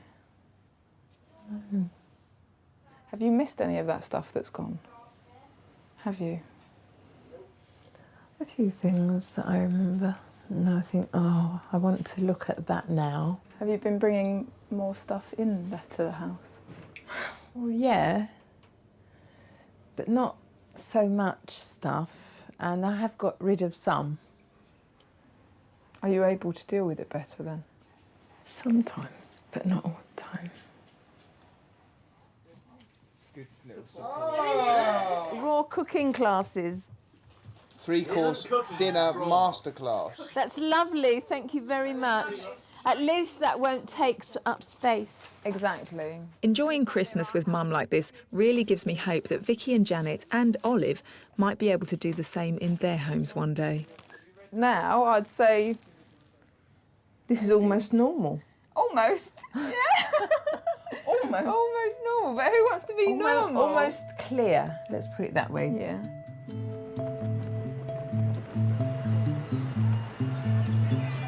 As the winter begins to bite in Brighton, Olive is still working with me and Andy at her own pace to move her hoard from the hallway so she can access her living room and kitchen. As ever, she wants to make sure she checks every single item. What's in there? There was another newspaper. Yeah, but I've probably put it in there for a reason. Oh, okay. See, that's what I'm saying. That bag, okay. But that bag was falling apart, so I'll put it in another bag for you. Is that all right? Okay, it's a bit wet, though. Is that what you're... Although Olive is vetting everything that leaves the hall, the fact that she's open to letting me in shows how much progress she's made. Which one's going in, one at a time? I'll go. Because you won't get more than one. No, well, no, exactly. Take that in. Well, fill it up. I'm going to fill it up. Brilliant. That's a bag of clothes. There we go. Chuck us another bag. After many weeks of working with her, I realise how huge this whole process is for her. We've made a little bit of headway now, and we're trying to get through that way. I've managed to get quite a lot off the top and get through there, but it looks, to be honest, let me see if I can reach. It looks, no, I can't quite reach, pretty full back there as well. My big worry is that I don't think Olive's going to be able to let much go. I mean, maybe she'll come round, but right now she still wants to keep everything. It's a lot to do. It's a lot to do. Given any opportunity, Olive will always return to her first love of recycling. Her biggest thrill is when she can exchange her tin for money, which she gives to charity. So when Andy offers to take a load of cans to the recycling plant, she jumps at the chance. Oh, thank God I'm going to get rid of those cans. It'll make it a bit easier emptying out the other end if it stays dry. Olive started her recycling when she was in the Navy during the war, when make do and mend was a way of life. You had 165 kilos. What? 165 kilos? Good gracious. A lot. How much? £29.50. Oh, good. And yeah, I'm buying this thing for the St John's ambulance for the homeless. Yeah, thank you very much. So all day's hard work has been rewarded because they've now been recycled. Raising money from her recycling is what keeps Olive out in freezing temperatures in the garden, painstakingly categorising her cans, whilst inside her house gets overrun. Help me along. Be good and don't let anyone come in, will you? I'm not loopy. I'm not loopy. He's just someone to talk to. I wanted to remind her just how much she's helping the causes she donates to and to really find out what that means to her. She's been commended for her efforts at one local charity, but she's never seen the plaque they've put up in her honour. Thank you. Right, in we come. And this is where we look, do we? Oh, let's have a look. There you are. Brighton PDSA Pet Aid Hospital expresses sincere gratitude to Olive Taylor, who funded their pharmaceuticals throughout 2001. Wow! That must make you feel incredibly proud. Amazing, yeah. I can't believe that I am actually on there. The more time I spend with Olive, the more I realise just what an extraordinary life she lives. I've got to climb up some short ass. There we are. Although she's never been married, Olive has told me she lost her fiancé in the war. If Roland hadn't got killed in the war, I would have been married when I was 21. We wanted 7 children, and because I was an only child, and there were a big family of Roland, 7, and we didn't know anything about sex. We didn't even know how it happened. You see, that was, what, 70 years ago, see, wasn't it? 70 years ago.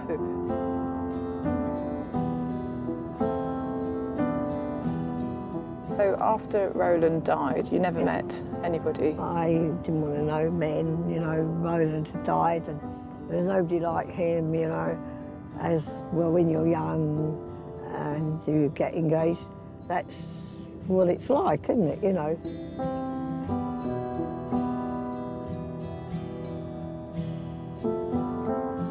Bye, Olive. Bye-bye. See you tomorrow.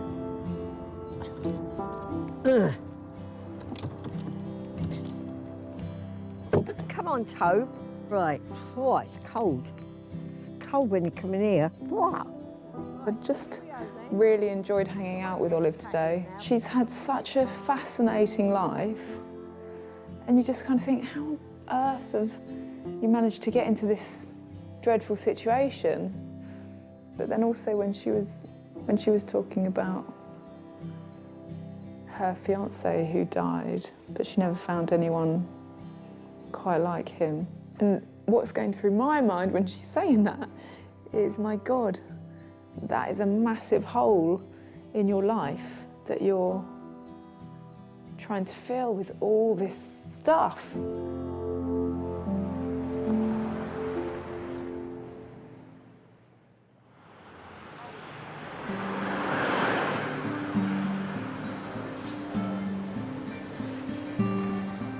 In South London, Vicky is managing to keep her mum's hoarding out of her bedroom, while Dr. Caroline Wells is working more practically with Janet in the rest of the house.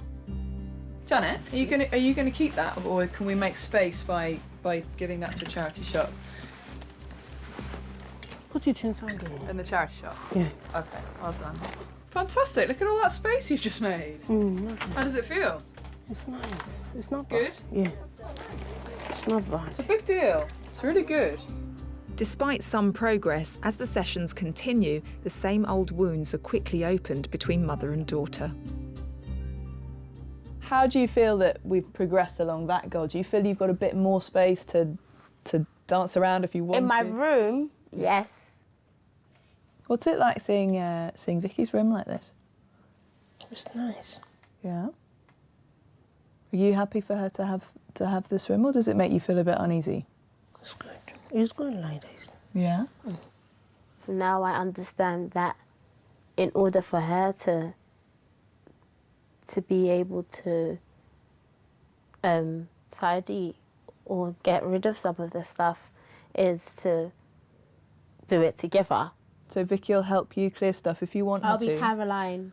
She can be Caroline, she can be me. Why are you giving me some dirty look?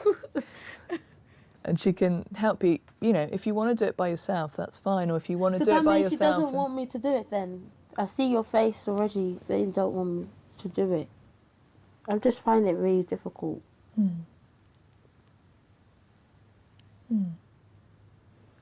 Sorry, I can't do it.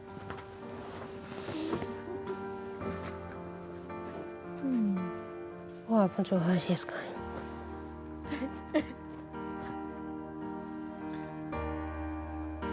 What do you think about listening to?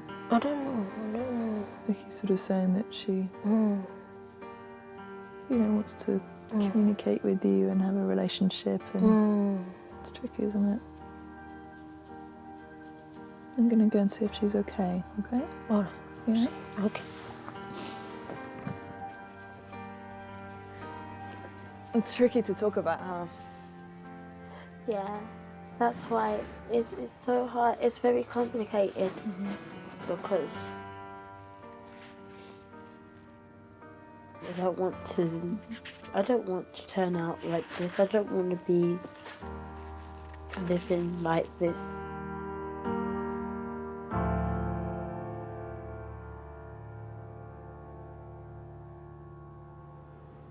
Plastic? Yeah, no, keep.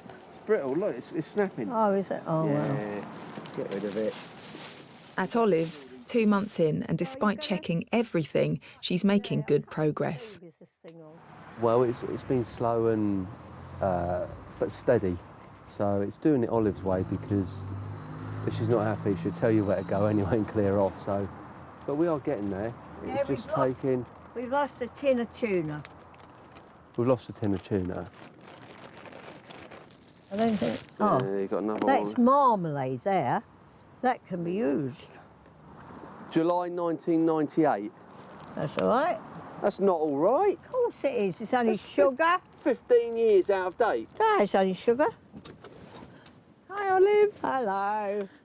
And when I arrive, I'm amazed at what's been achieved inside. Well, you haven't got as much stuff behind the door as you had before. You couldn't even open the door last time I was here. Couldn't we? No. This is amazing. The fact that we're both stood here. 3 of us. In your hall. Yeah. Yeah. It's a miracle. It is, isn't actually. It? And What have do you think? Sorry. It was up to here. Yeah. And all the wallpaper was on the top of it. And you can get to the light switches and, Oh, yeah, and the that was stairs. the- You can actually that see the was the stairs. Even though it's real progress, when I go to the tent, it becomes clear where everything has gone. So this is all of this in here just come out of your little hallway. Yeah. I think it would be quite a good idea to do a bit of taking stuff out and a bit of taking stuff out of here as well, like sorting it, letting it go on to where it's got to go, because otherwise you're going to run out of space in here and then you won't be able to do any organising because it will be too full.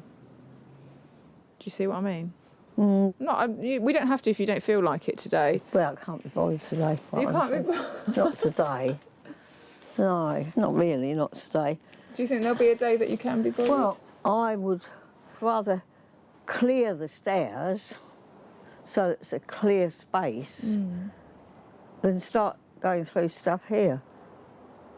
The thing is, whilst it's like this, you've actually got room, haven't you, to work in here, or to work, once we get through to the back room, to work in there and do the sorting. Well, no, I don't think you can sort it inside. You've got to bring it out. Go on, see if you can think of another excuse to get out of it. Well, it's no good of sorting stuff here if we don't know where it's got to go. I'm worried Olive is merely moving her hoard from one place to another. Like many hoarders, she's being a perfectionist about clearing, when in reality it will be better just to sort stuff to go and stuff to stay. Back inside the house, she lets me see upstairs for the first time, and it's a whole other world of hoarding. Where are you? I'm up here. How far? I'm just on the landing. Oh, you're on the landing and squeeze through. That's where So I can used to see your feed- bathroom there. That's where I used to feed Toby. Upstairs is every bit as bad as the hallway. Of the 4 rooms up here, 3 are inaccessible, including the bathroom. Every space is packed with clothes, plastic bags and old furniture. Although you can just squeeze into Olive's room, only a tiny sliver of bed is left free. And that's where you sleep, is it? I sleep, it's a double bed, but I use it as a single bed. It's only about that long, the bit that you've got to lie on. It's not. Do you put your legs up? I can put my feet right down. It's hard to imagine that Olive grew up in this house and that these rooms were once her childhood bedroom and her parents' room. My dad, he was lovely. He really was. I mean, when I had homework, he would make me sit there until I'd done it. Then he'd check it for me. If there was something he thought wasn't, good grammar or something, he'd say, "Now, my girl, just sit there, read your thing through, and see what mistakes you've made." So you worked And it I out for used to yourself. say, "Oh, Dad, you are awful. Whatever I do, you find I've made a mistake." Well, he said, "I'm never perfect." And he said, "You're not perfect." He said, "You've got to learn by your mistakes." I can remember he used to make me sit at that table in the back room. That was here, in this house? Mm. Oh. Yeah. But what would he think? Oh my God, what's the hell's happened with this house? Ah, can't have this. We'll sort this out. What advice would your dad give to you now about changing things around the house if that's what you wanted to do? Well, I just would want to do what he wants to do, clear everything out and put it back in the right place. And anything that we didn't want, you know, find a source to give it to. Thank you for letting me come and have a look upstairs, Olive. Well, it's nothing much to see. No, but it's interesting to see. Only wallpaper falling off everywhere, Yeah. the cobwebs. I'm the first person Olive has let see upstairs in her house in decades. I know from my own experience with my mum's hoarding how difficult that first step is. And you needn't be ashamed, and you shouldn't be ashamed. I am, because my parents wouldn't, you know, would be disgusted to think that I was living like that.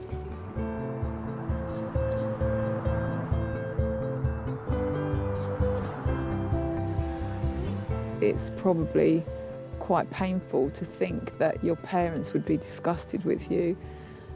You know, you wouldn't want to think about it, so it's much easier to, you know, do the normal day-to-day stuff. I do feel bad for Olive, because today she told me that she was ashamed of her house, and I don't think she should be ashamed, and she is now accepting help, which is a massive step forward, and I think in the future she'll be able to access other help as well.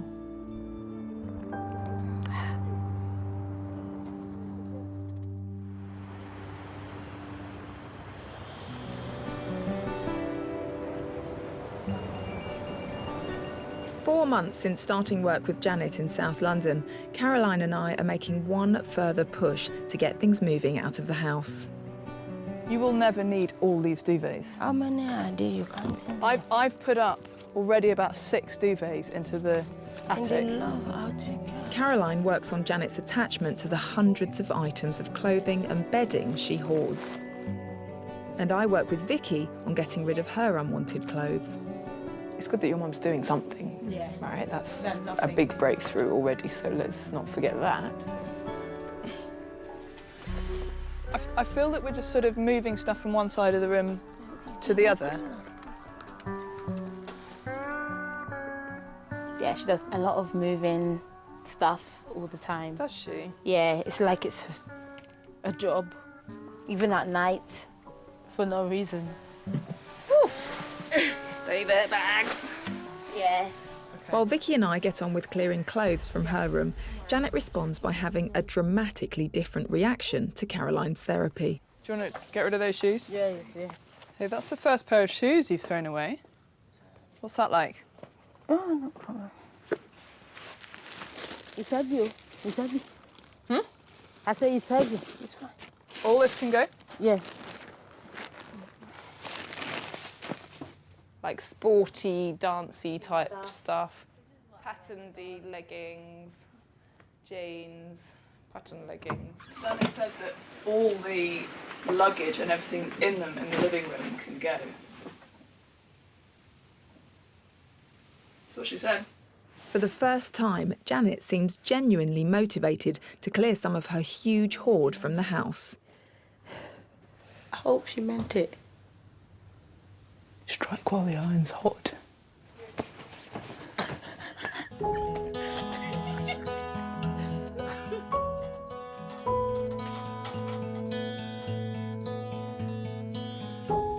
Janet, amazing. Yeah, how are you? Impressed. I'm good, how are you? I'm fine. You're doing really well. So am I right, did I hear right, that the luggage and everything in them can go to the charity shop? It's fine, it's fine. That's brilliant. What's in All here? the suitcase, all the suitcase. All the suitcase? Yeah. Nah, you're talking. So this stuff, it's not your clothes. Can I take this in the car to the charity? Okay, let me. Yeah? Yes? Yeah. Thank you. Janet! Give me a high five, girl. Are you tired now? We're getting rid of this whole suitcase. Janet's being amazing and realising that actually it's weak, it's broken, it can go. Yes. With everything in it. Yes. Let's take one end each. Yeah. You take I'll take the other side. I got this. Tomato you. Tomato you.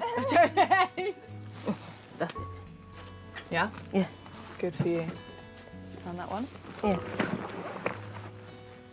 Another suitcase down. Yeah. We finished. Finished? Yeah. We can put this whole bag to the charity? Yeah. Gosh, Victoria, how happy do you think Victoria's going to be? She's happy. She is happy. You've made her happy.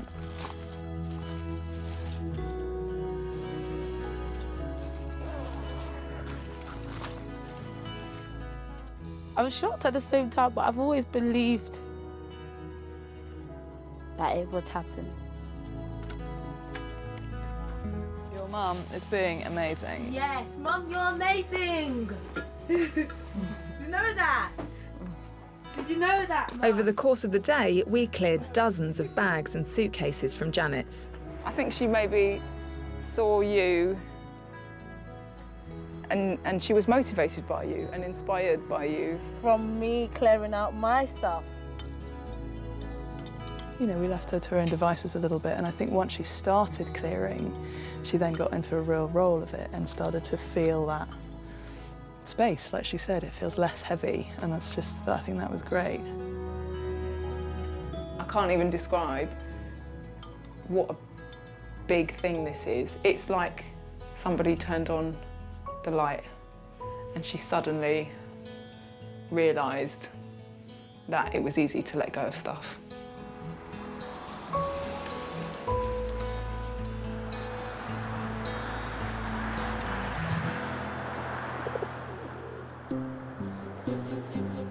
And there's huge progress in Brighton too. Olive has made it to the back room and kitchen for the first time in over 16 years. 15 denier tights. God, they're old. Wow. Fancy that being there. Pinafore dress, look. God, probably my mum's. Ha ha, ha ha. Look what I have found. My wedding hat. Was that really? But you didn't get married? No, it's my hat I wear at a wedding. I see what it looks like. Oh, look at that.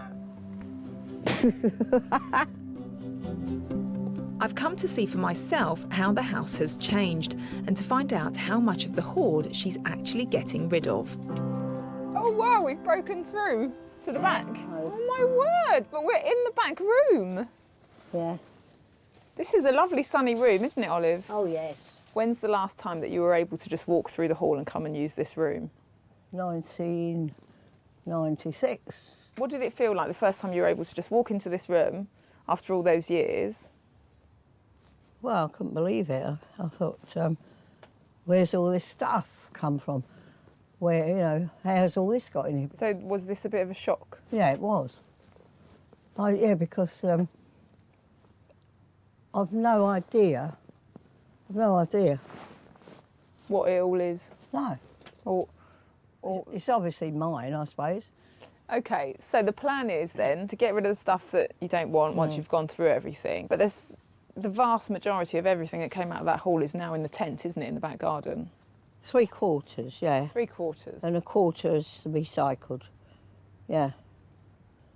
I mean, I think it's quite fair to say, apart from recycling, all we've really done is move stuff from here to the tent, isn't it? We haven't started sorting yet. And you haven't been in this room for so many years, it sort of begs the question, do you actually need any of the stuff that's in here? Of course I do. Well, you haven't needed it over those last however many years. No, it's my mother's stuff. I've lived in this house since I was 8.5 years old, and there's a lot of memories in it. And so there's stuff in here that you really treasure? Oh, yes. Yeah. Photographs, but whether they're still here or not, I don't know. With the marquee outside slowly filling up and a house full of treasures that's captivating Olive inside, I'm worried about how she'll ever start reducing her hoard. Janet and Vicky are progressing well at home, but I want to bring them away from the house to see if it's easier for them to bond. Vicky's passion is singing, but she's never sung in front of her mum. I want Janet to see her daughter in a different light.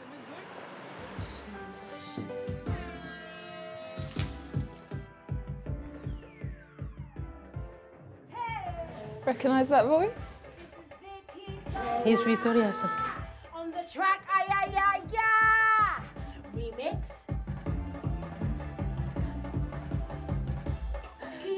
Keep the faith up. It is the only way it's gonna get you higher. If you don't got it, if you didn't get it, yeah. I know I'm getting better. I know I'm getting higher. Na na na na na na na na na. I keep on going, I keep on moving, never stopping like I know the tire. I keep on going, You must be very I keep proud on of her. moving, never stopping till I retire. Wow, it feels weird seeing my mum here. Why?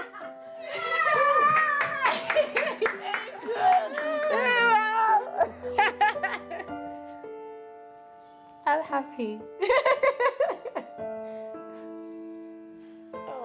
Show off. Now you have your turn. Do you know what it was? It was amazing. Like I never thought I would have the courage to actually sing in front of her. And I think we need to like have a bit more of a bond when we go out together. We rarely do that. But obviously it's time. I know Rome is not built in one day, but there's potential. We can definitely build this relationship and bond again.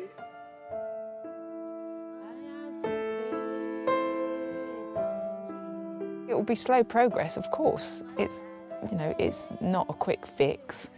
It's not something that Janet can change overnight. But I think with Vicky's support and understanding and ongoing therapy, Janet can make some big changes. And instead of always being preoccupied with everything that's going on in the house, hopefully she can start to enjoy her children and feel proud of them and appreciate what they are doing for her as well.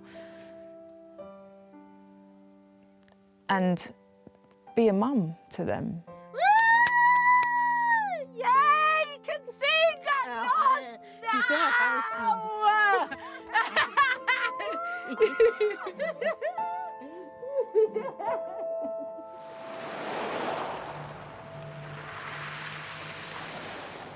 I've come to Brighton for one last visit. Hi, Olive. Andy and I are continuing to help Olive reacquaint herself with the house she lost to her hoard. You've got about 5,000 tea bags in there. Oh, And we'll Thai keep- food tea bags as well. Yeah, we'll keep them in there. When do we want to actually start throwing some things out, Olive? I told you I'm not throwing anything out till I've gone through them. They'll all go out in the tent. That's one thing I know you've always got plenty of, Olive, is bags. What I want is for her to participate in doing it herself. I want her to be able to make the decisions, and I want her to be able to maintain the progress that she's made and keep moving forward. Otherwise, the whole thing's pointless. So, although it sort of seems like we haven't got that far, I think it's been huge. This is huge for Olive. Can you read that to me? Yeah, of course I can. Where's it from? 31st of December 1963. Dear Mr. and Mrs. Taylor, thank you for your letter. My mother and I are so sorry to hear Mrs. Taylor is unwell, and we hope she will. Oh, that was when she first had a stroke. Was it? She had a stroke there. Let's have a look in here. Okay, ready? I think they're my sheets. Yeah, I reckon these are my sheets when I was engaged. The navy ones. That was my bottom drawer. That was my bottom drawer. God, it's true. It's like an Aladdin's cave. Yeah.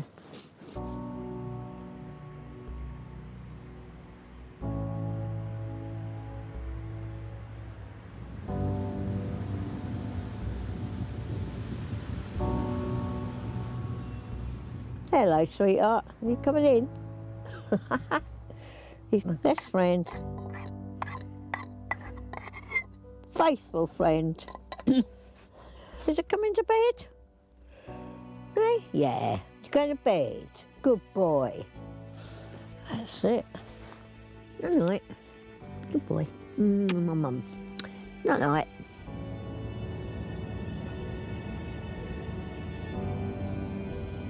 Hopefully she will realise that she doesn't really need that stuff. And actually it's just weighing her down. She can let go of it, she can be free. That's what I hope for Olive.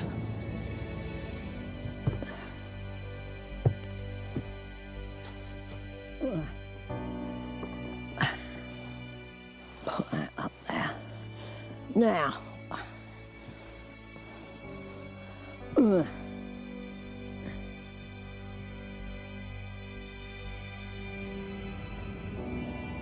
I hope that it will be the start of something for Olive, that she will carry on down this new road and eventually get somewhere that's a lot happier place for her. Yeah, nice and cosy, ready to go to sleep after having a busy day. I'm just waiting to finish downstairs and then get this lot sorted up here. Night night, Hope.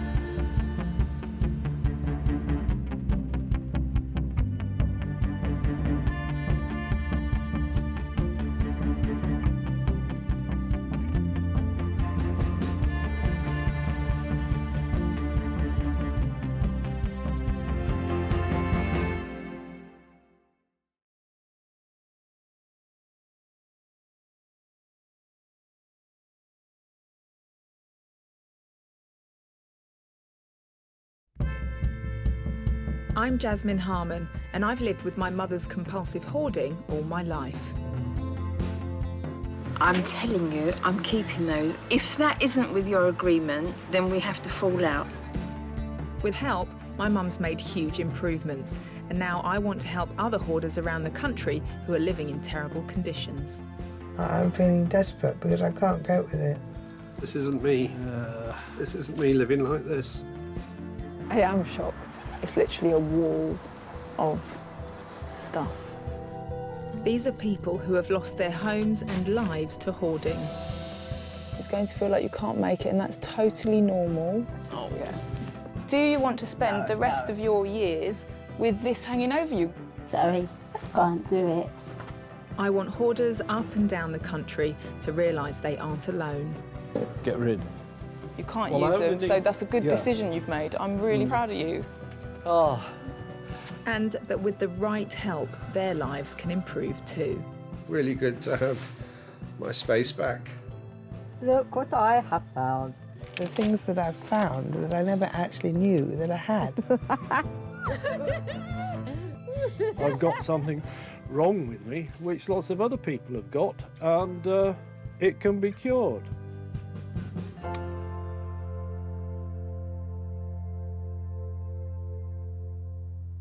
According to the Institute of Psychiatry, as many as 1 in 20 people in the UK are hoarders, and many of them are suffering in secrecy.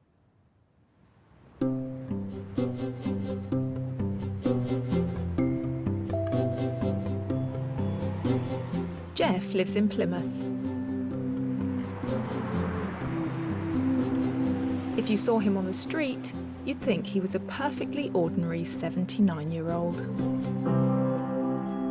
But behind his front door, it's a very different story.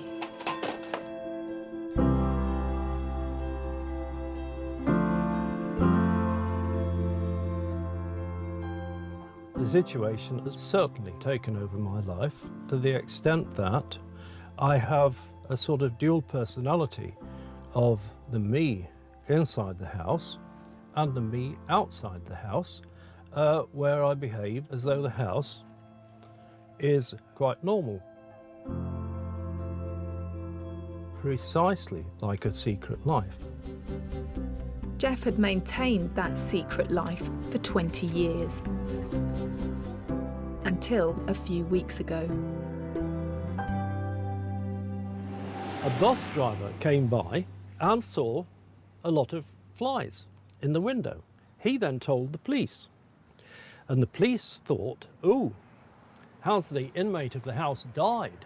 And so they came along and banged on the door and there wasn't anybody there. And obviously I wasn't dead.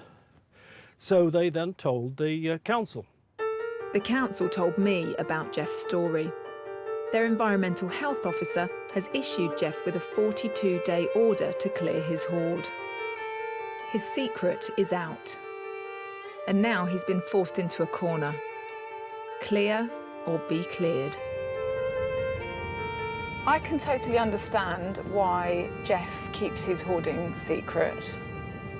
And, you know, I kept my mum's hoarding, but the whole family kept it a secret for years because we were totally ashamed.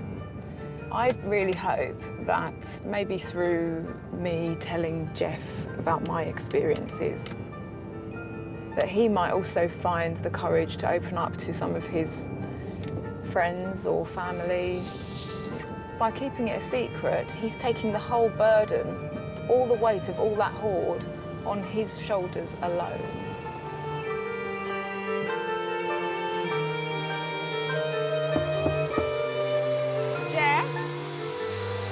You're vacuuming. Well, yeah, people do, you know. It's I know, it's one of since my... they've been invented about 100 years. Nice to meet you. Jeff has made a start clearing, but after 5 weeks, he's barely scraped the surface. So what kind of things do you collect, Jeff? The things I collect tend to be things with lots of shiny knobs. I've got a variety of microscopes. I've got a ultraviolet microscope. So, I mean, basically, my interests are enhancement of human capabilities. So do you think there are benefits to having all the stuff that you've got? Well, it's shades of grey. It's shades of grey. And how does the prospect of other people knowing about this, how does that make you feel? It makes me feel so unpleasant that I just don't think about it. Maybe I can reassure you a little bit because with my mum's hoarding, we went to great lengths to hide it from the outside world because we were ashamed and people just didn't understand. And eventually, when we opened up with it, we were incredibly heartened actually to find out how many other people were in similar situations. We thought it was just us.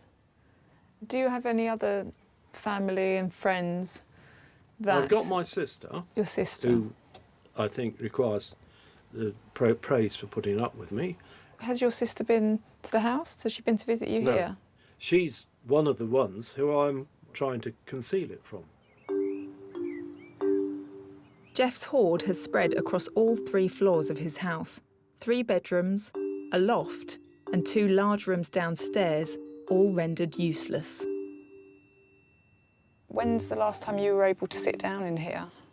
Well, I don't think I ever have sat down in here. Having lived in this house for 25 years, you have never been able to sit down and relax in your front room.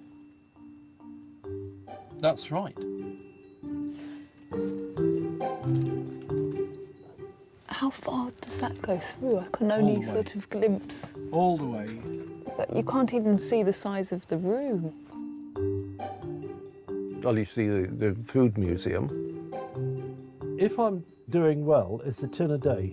A tin a day keeps the council away. Oh dear. Oh dear. What's that room? That's the bathroom. When The were bath you able actually to does use work. it last? But About 8 years.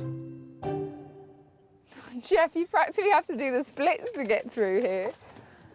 Well, there you are, you see. People pay good money to go to health clubs. You're getting this for nothing. What I think we should do, Jeff, is try and formulate some kind of plan as to how we tackle what you want to do in the house. Well, my plan is to try to make it to the back wall of that room downstairs. That will allow me to get at a variety of computer magazines which must be 10 years old. They can be flung. My worry about doing it in a very small space and doing it bit by bit is that it's very slow. One thing that we did with Mum was a warehouse where we took a load of stuff and it gave us space to sort. With what you've got to do, the task is pretty monumental. It makes me sad to think that he's been living like this for a long time. And the fact that he's got no one, I just think, God, how tragic that he's got to this stage. It's unimaginable, really. Basically, I wouldn't have believed it. I mean, Jasmine knew where I was coming from. It appears that I've got something wrong with me, which lots of other people have got. I'm no longer the unique me.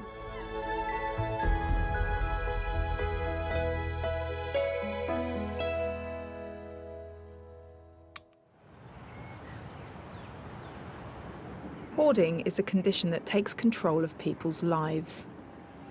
Jeff's hoard has forced him to live a life of shame and secrecy.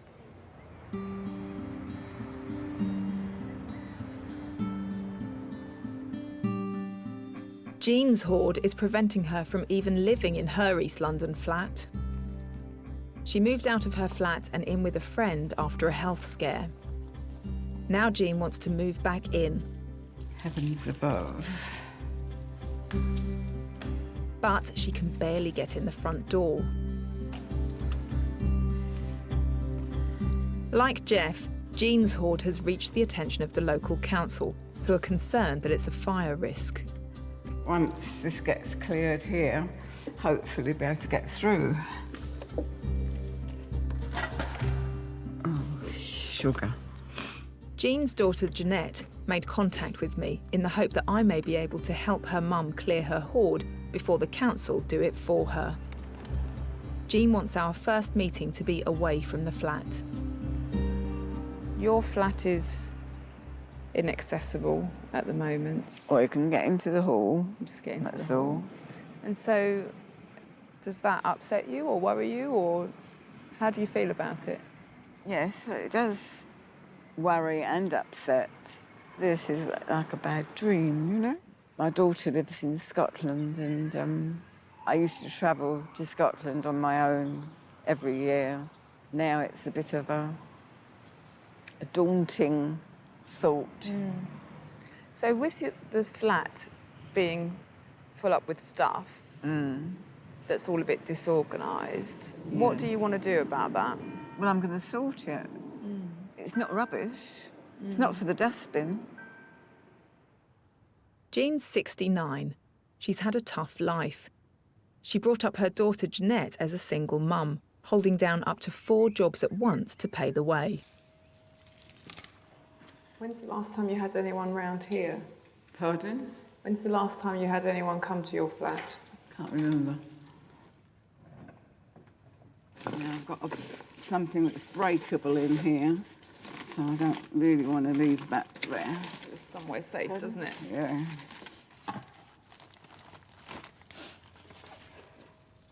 Put it round here. Do you mind if I peek round the door? No, fine. This is the house that Jack built. This is the house that Jean mapped up. I wonder if I move this stuff out of the corner, I can go into that corner and shut the door, and then I can move those bags from behind the door so we can open it. Go on, What then. do you think? Yeah, let me take that first. It didn't happen. Are all the rooms filled up like this so you can't get in? Not quite as bad, but they're not good. Oh my God. I am absolutely shocked at the state. I didn't think it was as bad as it is, but it is. The situation is bad. Jean's so consumed by her hoard that it's preventing her from visiting her daughter, although they do talk every day on the phone. Want to have a word with her? Yeah, I'd love to talk to her, actually. Hi, Jeanette. The moment, just talking to your mum this morning, it feels to me like she hasn't really accepted that the problem is as serious as it actually is. I still think that's the case, yes. Yeah. She has an idea that you can organise what's there. Mm. And I've said to her time and time again, it's not possible. I totally know what you've been through with this, and I imagine it can't be easy at all being away. Many sleepless nights. Yeah, it's a big worry. I can put that in there, can't I? It's good to speak to Jeanette. I can relate to everything that she's been trying to do for her mum and how frustrating it is. I don't think that Jean is ready to let go of anything, but there's too much stuff in this flat. She's in denial. There's no other way of putting it.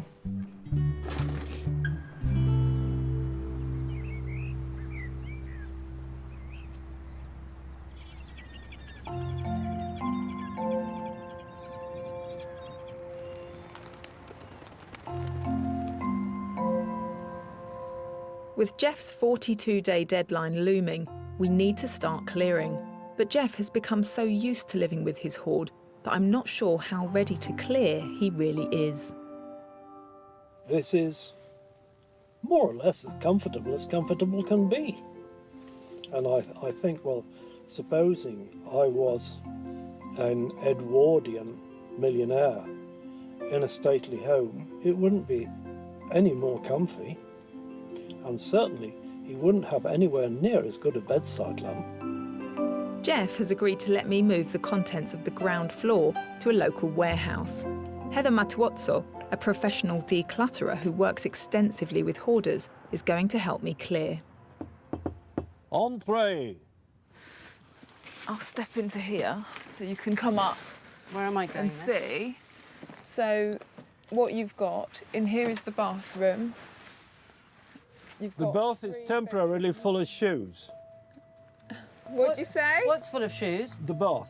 I'm hoping by moving Jeff's possessions away from his home, he'll feel more able to part with them. That's an FM receiving aerial, 3-element, which I was intending to use for getting French radio stations to improve my French.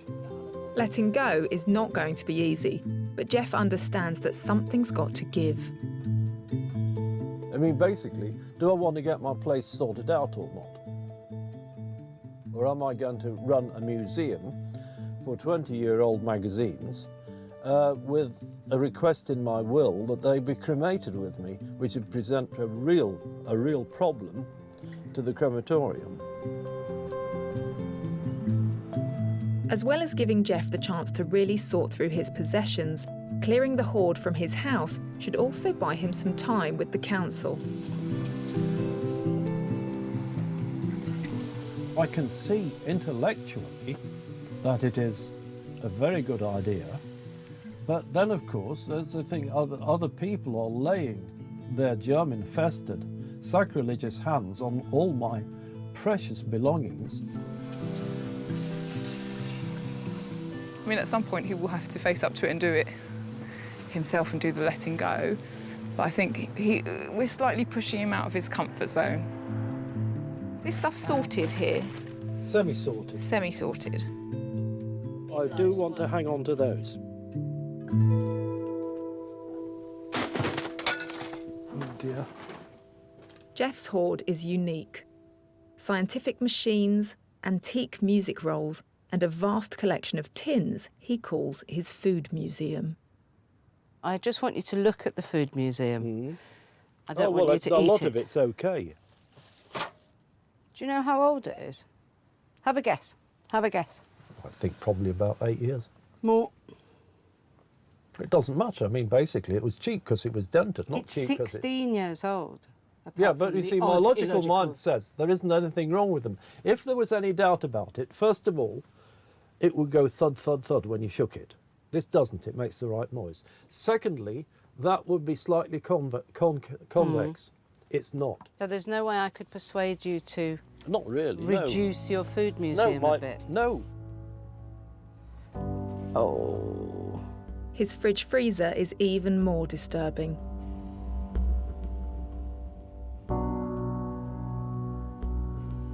It's been hidden in his hoard for years and years, the whole time switched on. Ooh. Oh, that's it. What was in that jug? I don't know, but it's a perfectly good jug.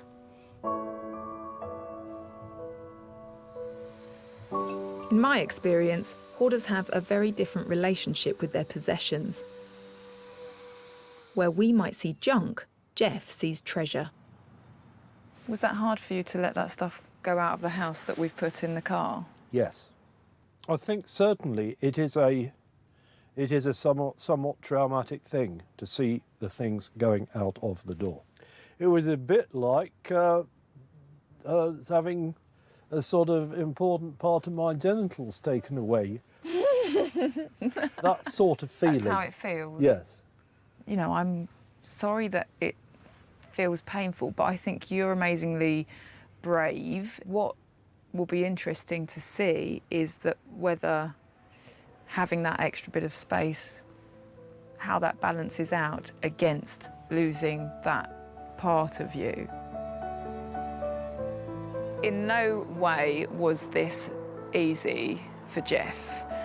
Even though he's outwardly joking about it, he's got this inner turmoil that's going on, but he's gonna let it go because he knows it's for the greater good.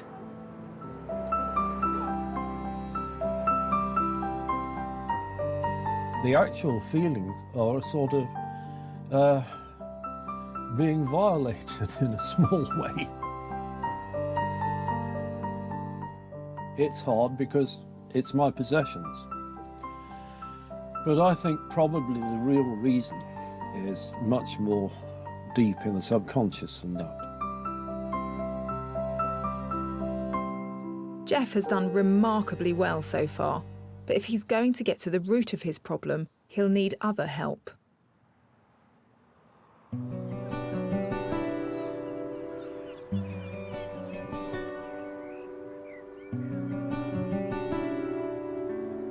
I've asked Professor Paul Salkowskis, one of Britain's leading hoarding experts, to talk to Jeff. Jeff is incredibly intelligent, charming.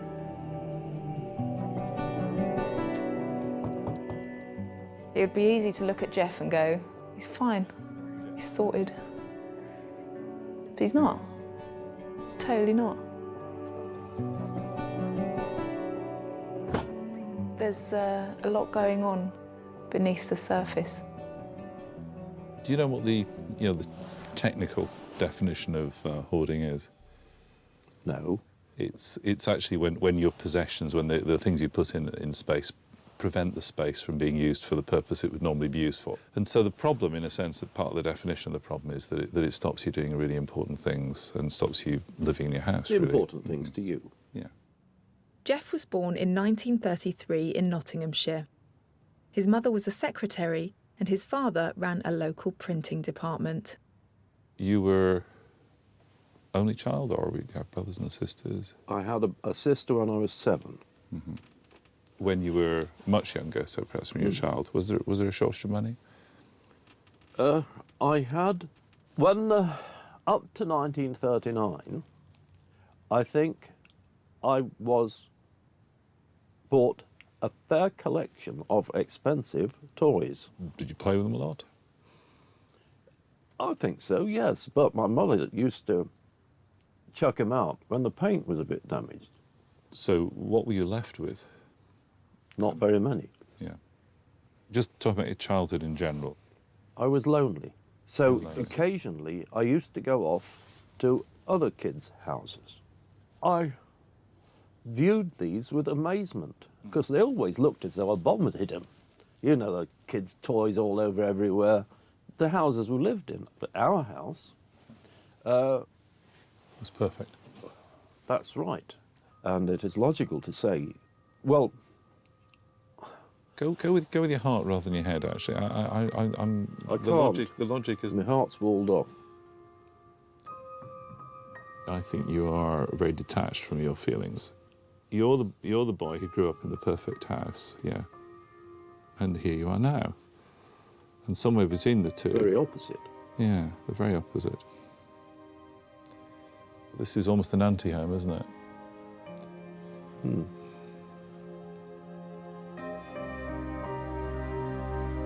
Jeff worked for many years as a chemical engineer.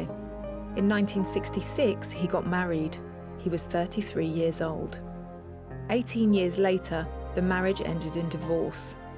Since then, Jeff has lost contact with his 2 children. Around the age of 50, you lose your house, you lose your wife, so actually you lost everything. To a first approximation, yes. There's a number of ways in which I think you've been damaged. You probably don't have to be a rocket scientist or even a chemical engineer to work out that there might possibly be a link there. A link with hoarding, you mean? Or Yeah. a link... A link with with what's around you. This is a horrible way for you to live, and that's what I said to you early on. It's upsetting. It's upsetting to see how you have to live.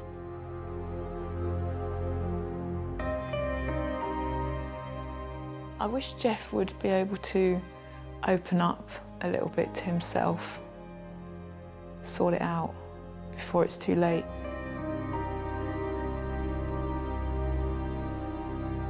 I can't think of anything worse than him living out the rest of his days in a semi-derelict house, full up with stuff on his own. Jeff has gone to great lengths to keep his hoarding a secret from his friends and family. But not all hoarders are able to conceal it from those close to them. Okay. Right. Jean's daughter Janet is well aware of her mum's condition. Right. Oh dear, yes. And she's becoming increasingly worried. It's upsetting, yeah. There's all sorts of emotions. You're upset, obviously, for your mum. You feel guilty because you think you should have done more, and yet at the same time, you know you've actually tried quite hard. So, you know. Mug or a cup? They're all clean, but it's where It's they already where are boiled. they? Yeah, I know. I put it on. They're all clean, but where are they? Yes. Like me with my mum, Jeanette's been trying for years to help her mother overcome her hoard. Have a sort out of this. I'm looking forward to meeting Jeanette because she has been in a similar situation to me. Now where's the coffee? Quite true. Where's the coffee? It's around. I mean, I know from experience with my own mum that it feels like it's never ending at times. You feel like you're getting nowhere. Doors closing. Jean visits her flat almost every day to try to sort through her hoard so she can move back in. Hello? But she's not making any headway, and with the threat of a council clearance hanging over her, it's causing great anxiety. I mean, we're right at the beginning of this now. It's not going to be an instant fix, as you know. It will take a long time, and it will be an ongoing process. What would you hope to achieve? What would be your long-term goal, Jean? Peace of mind. I'd like to have more of the stuff put in its right place, because none of this is in the place it should be. Jean dates the chaos back to when her belongings were moved by the council from one flat to another, following a fire in the block. But Jeanette told me her mother's hoarding was just as bad in her previous flat. I think we need to clear some space in the living room today. Yeah, would that be a good step That for would you, be a Jean? good step, yeah. Heather has joined us to try to get things moving.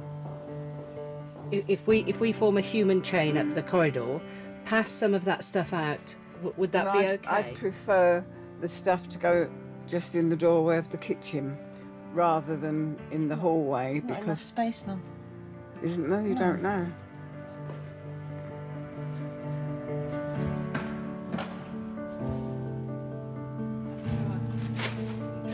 Do you think then in all that stuff there, we aren't going to find repeats of things that you have? No, I don't think you are. And you don't feel ready to let go of anything yet? Not yet, no. Jean is resistant to letting go, a resistance Jeanette is all too familiar with. Do you feel happy with how it's going today, or do you think we should be doing anything slightly differently to adapt to your mum? I think you're doing really well. She's very difficult. You should say so herself, I think. Yeah. Kitchen. Have you ever tried to help her clearing out with her being there in the past? Oh yeah, in the past I've had to, but it's never been very successful. It always felt like a battle. And that was probably inevitable because there was just me. I had a limited amount of time. I had a huge wall of stuff to deal with and a mum that didn't want to get rid of anything. Does it make you feel resentful in a way that this stuff has sort of taken over? Or is it... Yeah. That's not me blaming my mum. No. That's just not wishing it had not happened. Must be a lot of weight on your shoulders, having... Yeah. This is the first time I've ever shared it. Oh. It actually really makes me sad. That one and that one, could they go? I don't know yet. Well, you can take that one. Okay. That's it. Okay. Thank you. Can I take 4 out of 10? No, I can't. Why? Sorry, because I want to hang on to it for a while. Do you feel happy with those bits that you've selected going to the charity shop? That's fine. Can we just put a few more things in here just to pad it out? It's not No. bulging enough. No, that's fine, as it is. After 6 hours' work, we've managed to clear some space in the living room, but Jean has only let 5 items leave the flat. Those bits Yeah, we'll fine. take to the charity shop. Okay. Well done, Jean. Right, that's all right. Sorry there's not more, but there might be more next time. Well, exactly. Yeah, bring that to. Yeah, okay then. I think today was really, really hard for Jean. It may only seem like a small step, but for Jean, I think it may be quite monumental. Because Jeanette's an only child, the whole weight of it has been on her shoulders. It was just her and her mum. But when it's your mum, you can't ever turn your back on her. Thank you. Hey, well, that's amazing, isn't it, actually, to be able to sit like this in here after... Yeah. There's still a lot to sort through. Yeah, I do know that.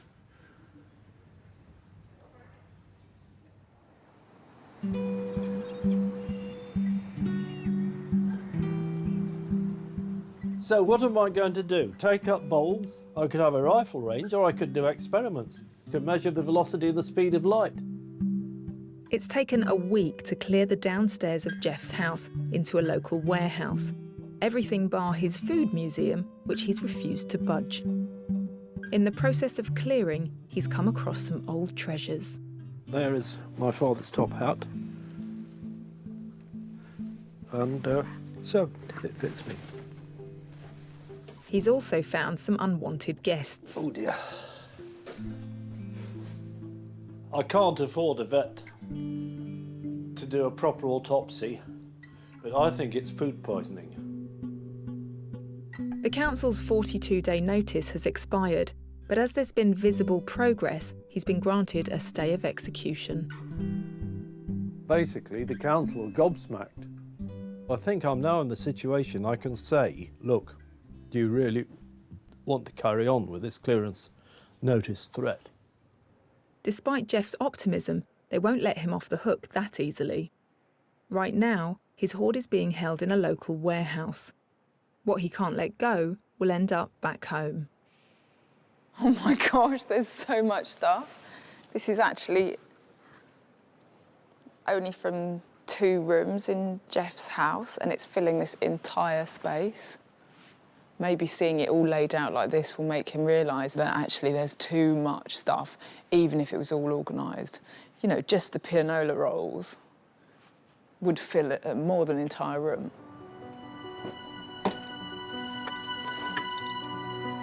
Today will be the first time Jeff has seen his possessions since they left his house. I think this is going to be quite difficult for Jeff. I think he's been putting off and putting off and putting off, and I think he's going to go through the same emotions that my mum went through. It's like ripping off an arm or a leg. That's what it feels like. Hi, Jeff. Hi. Come in. Righto. How are you? All right, thank you. Considering, you know. Come and have a look.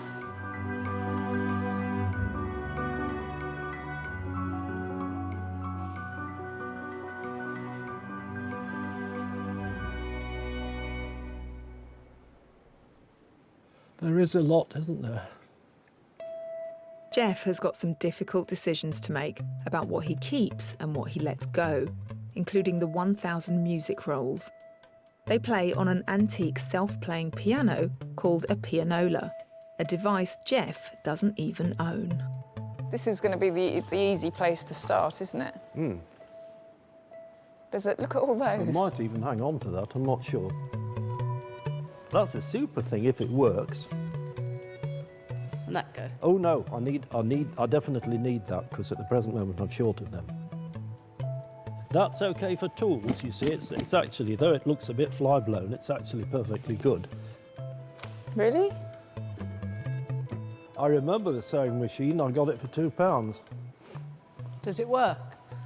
I think so. If it doesn't work, I'll mend it. And that's a cushion.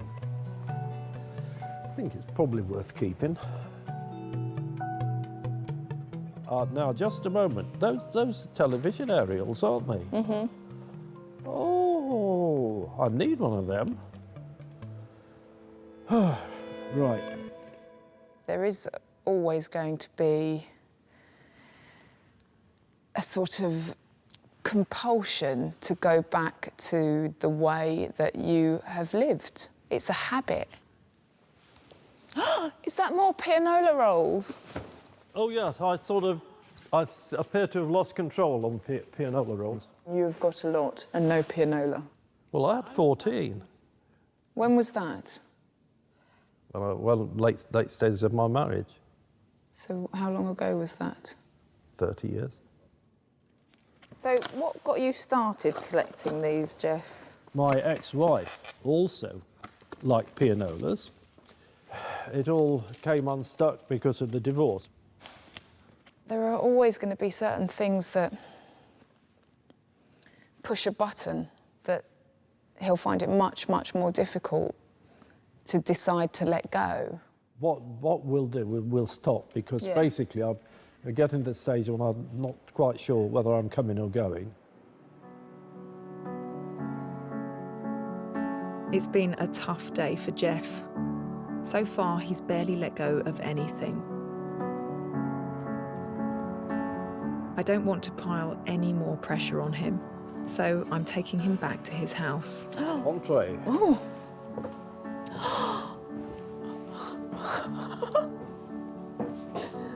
I've never actually even seen this room. I just had no idea what it was like. I hope that seeing his home clear might remind him what we're trying to achieve in the warehouse. How would you feel now if the stuff that's gone just stayed gone and never came back? Well, it would feel rather sad in that I'd then have to start buying pianola rolls all over again. Do you feel then, instinctively, that once the stuff that's coming back from the warehouse arrives, you will go through it, or do you think it will just lead to more hoarding? Basically, if I get myself back into the hoarded up state, in some ways it's a fate worse than death.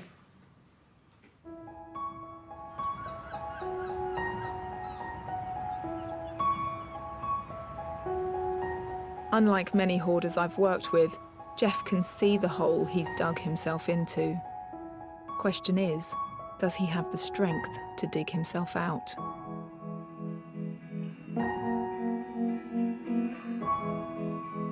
I don't want him to take all that stuff back. If he's going to take it all back, then it just makes the whole exercise completely pointless. Today is a big day. It's crunch time, really. This is the first item of many to go in the to-go box, probably charity shop. OK.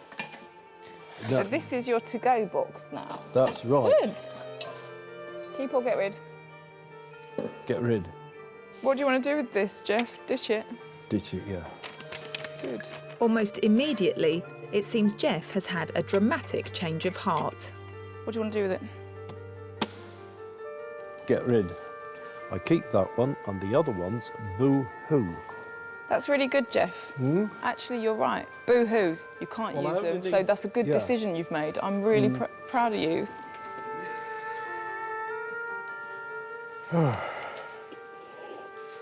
Bye-bye, black bits of wood.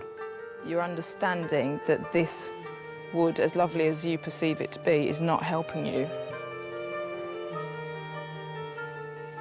I think the ladder stabiliser can go to auction. I think charity. Right. Whole lot charity, I think. He's just brilliant. He understands what's going on so deeply. That is a big, big part of the way towards recovery. Jeff has turned a corner.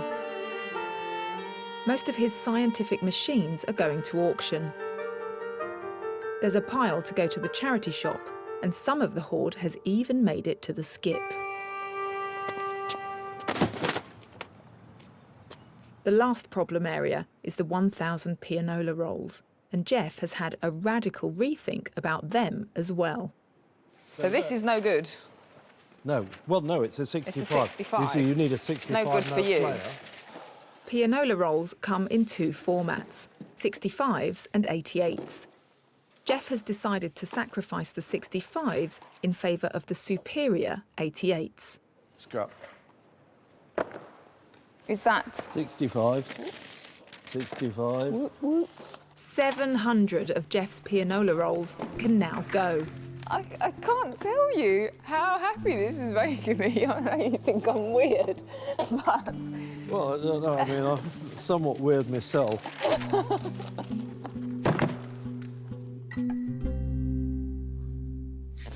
He's done so well. You know, there's still a long way to go. But so much is going, and he's just gets it, and it's like such a relief.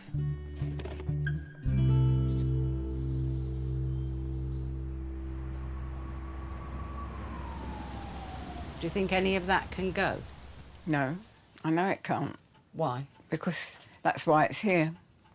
But it's here for use. OK. I last saw Jean 3 weeks ago. There's been no breakthrough since then. So can that go with this? Leave it. Please. Despite Heather's best efforts. When everything's put in the right place, do you think there will be space? answer that with one word, and that would be hopefully. It wouldn't be here otherwise. So you think it's here because it's just got to find its place? It's here because I've gotten into such a muddle. What about this? Can this go? No. Something's gone out of sync, and an exaggerated attachment has been given to something and an inability to let go. Jean has an irrational attachment to her possessions that we've so far failed to break. I need to try something else, so I've asked Dr. Victoria Bream Oldfield, a clinical psychologist, to talk to Jean. I want Victoria to try to convince her that she needs to let go. You've met Jasmine now quite a few times, and you know that she has your best interests at heart because of your own experiences, that even today maybe being able to practice making a little bit of progress and maybe kind of taking that deep breath and letting some things go with the goal of this actually being a lovely place to live where you can be free and be happy and do what you want to do rather than it being about this stuff on your mind all the time. That is the real waste of time and a waste of your life because you're thinking about it all the time. You can't do anything you enjoy. You can't even go and visit your daughter because you're thinking about this stuff. It has had an impact on your life and what you're able to do. And there's an awful lot of things you still can do and you're extremely capable, but then you're going to need some help with things. I don't know what I want. That's the sad situation I find myself in. I don't know if I ever imagined that I would feel like this, that I don't know what I want. So what do you think of Victoria's suggestion about letting one item go and having a bit of a leap of faith and saying, OK, take, I don't know, Jerry Halliwell's yoga, left a bit, Victoria. No. What about that? Can I take that for safekeeping and just to experiment to see how you feel letting something go? No, it's not. That won't come into it, I don't think. I'm not you and you're not me. Over the last week, how many times have you sat down and watched a DVD or a video? I haven't, because things get in the way. Right. That, I think, says it all, that you haven't done the things you want to do. Things are physically in the way, and also they're like emotionally, mentally in the way for you, because you wake up every day with all this hanging over you. Up until now, Jean has only let a few items go that she didn't care about. This time, she's let me leave the flat with something she wants to keep. The point of the exercise of taking something away is hopefully for Jean to realise that it's not important, and in fact, she doesn't want it back because it's not helping her. And hopefully if she can decide that about one thing, she might be able to decide the same about others. Then we might start making some real progress.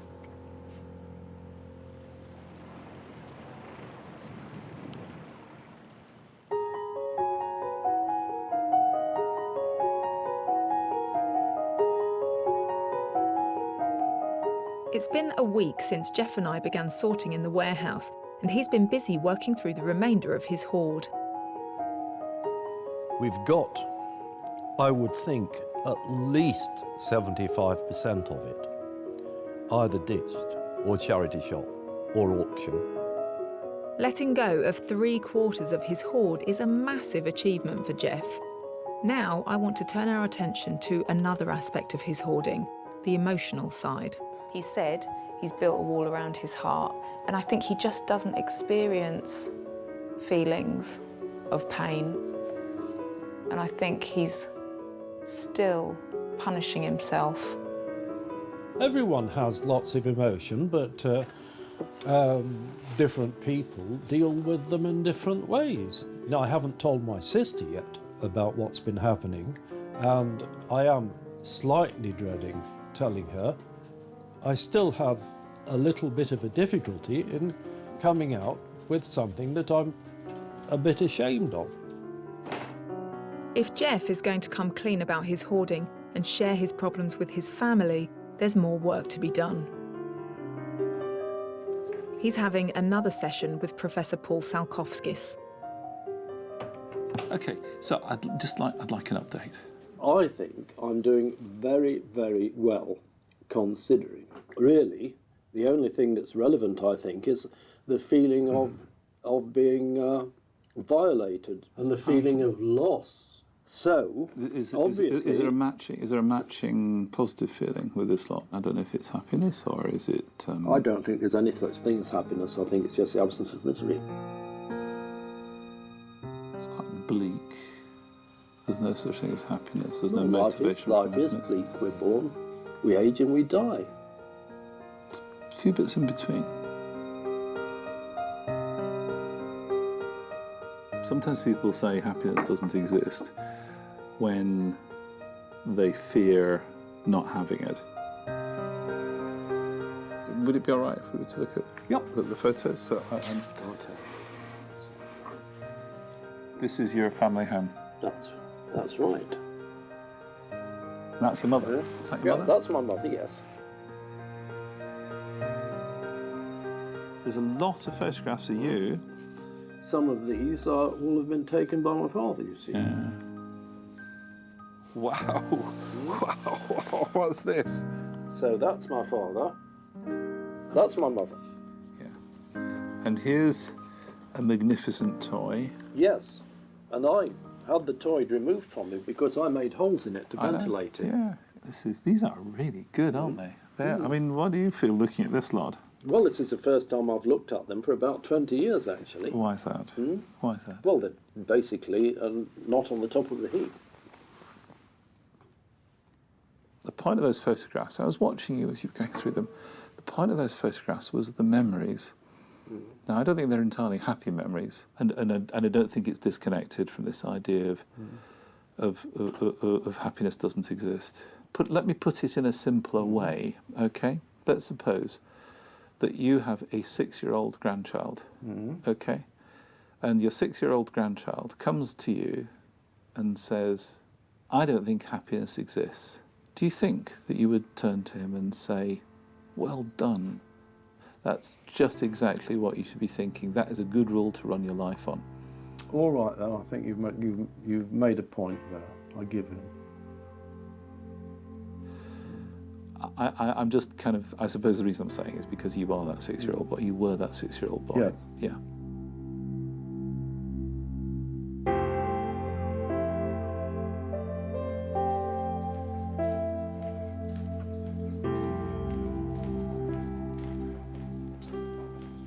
It is hard to talk about that sort of thing, but I am opening up a little bit.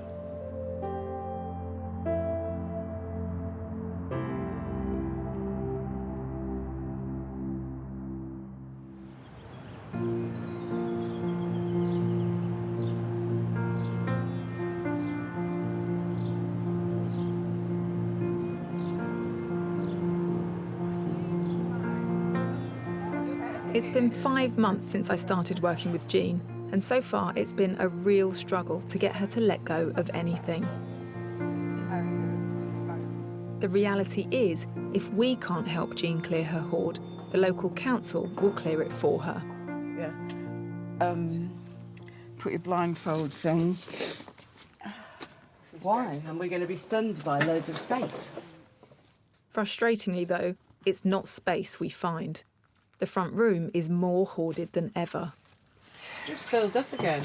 No, it's not. It's not been anything else but full.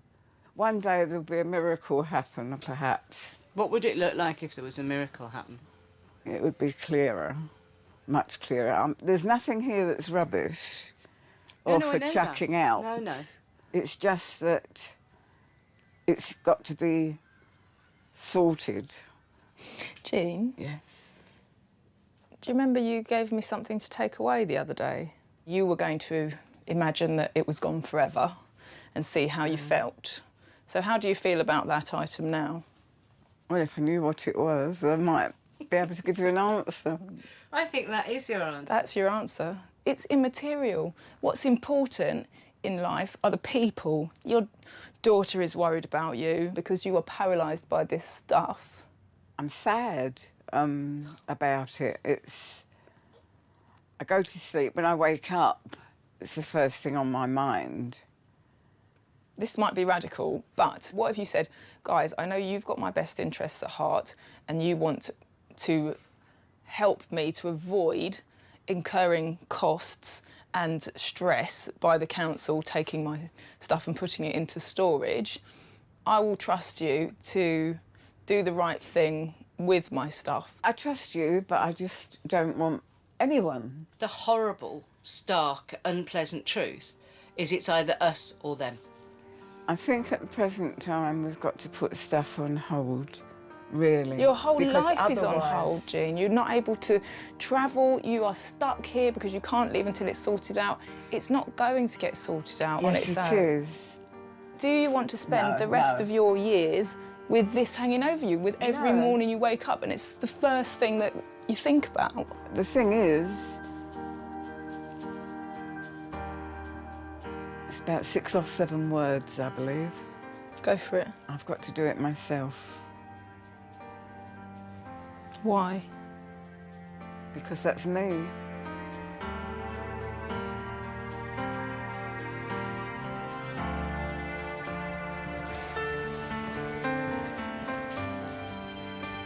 It's really hard. I'm actually struggling to try and keep a lid on everything because I feel like I've let Jeanette down.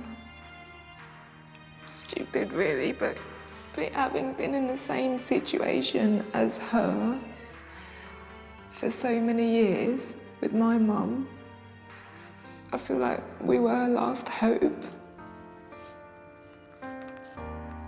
It's just so tragic.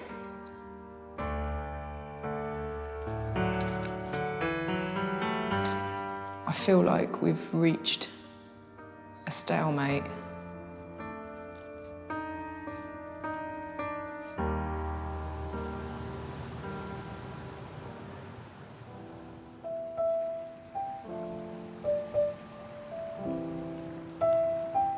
In Plymouth, it's a very different story.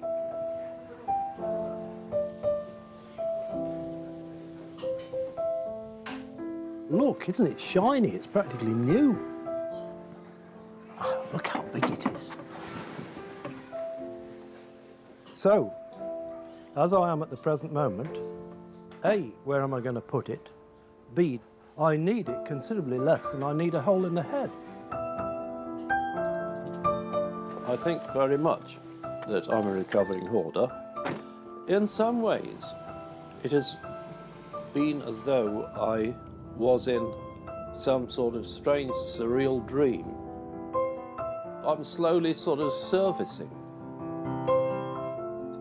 A lot has changed in Jeff's life since we first met. I reckon I'm only about 250 years behind the modern kitchen. I got a tea towel now as well. I got 2 of them, actually. Jeff is acclimatising to a life less hoarded. Hi, Jeff! But I want to know if he's finally had the courage to tell his family. It's not looking too bad. Is this the stuff that came back from the warehouse, That's then? the stuff that came back from the warehouse. Jeff is still a hoarder, but he's come a long way. Even his food museum has been thinned out. So I've thrown out 80 tins now. You've thrown out some tins. Well, yeah, most of them have gone down there. But so, no, you know, I mean, I'm still quite healthy. How have you been feeling emotionally? Happier? Yeah. Oh, yes. I mean, there's no... Well, I mean, I've got all sorts of options that I can do now. And have you told other people about what's going on? With very great difficulty, I told my sister. Have you? And somewhat to my surprise, they did not take a judgmental attitude. They haven't said, you worse than a waste of space, you know, and what have you done this for and all the rest of it. That is absolutely wonderful. That is almost the best thing to have come out of this whole process.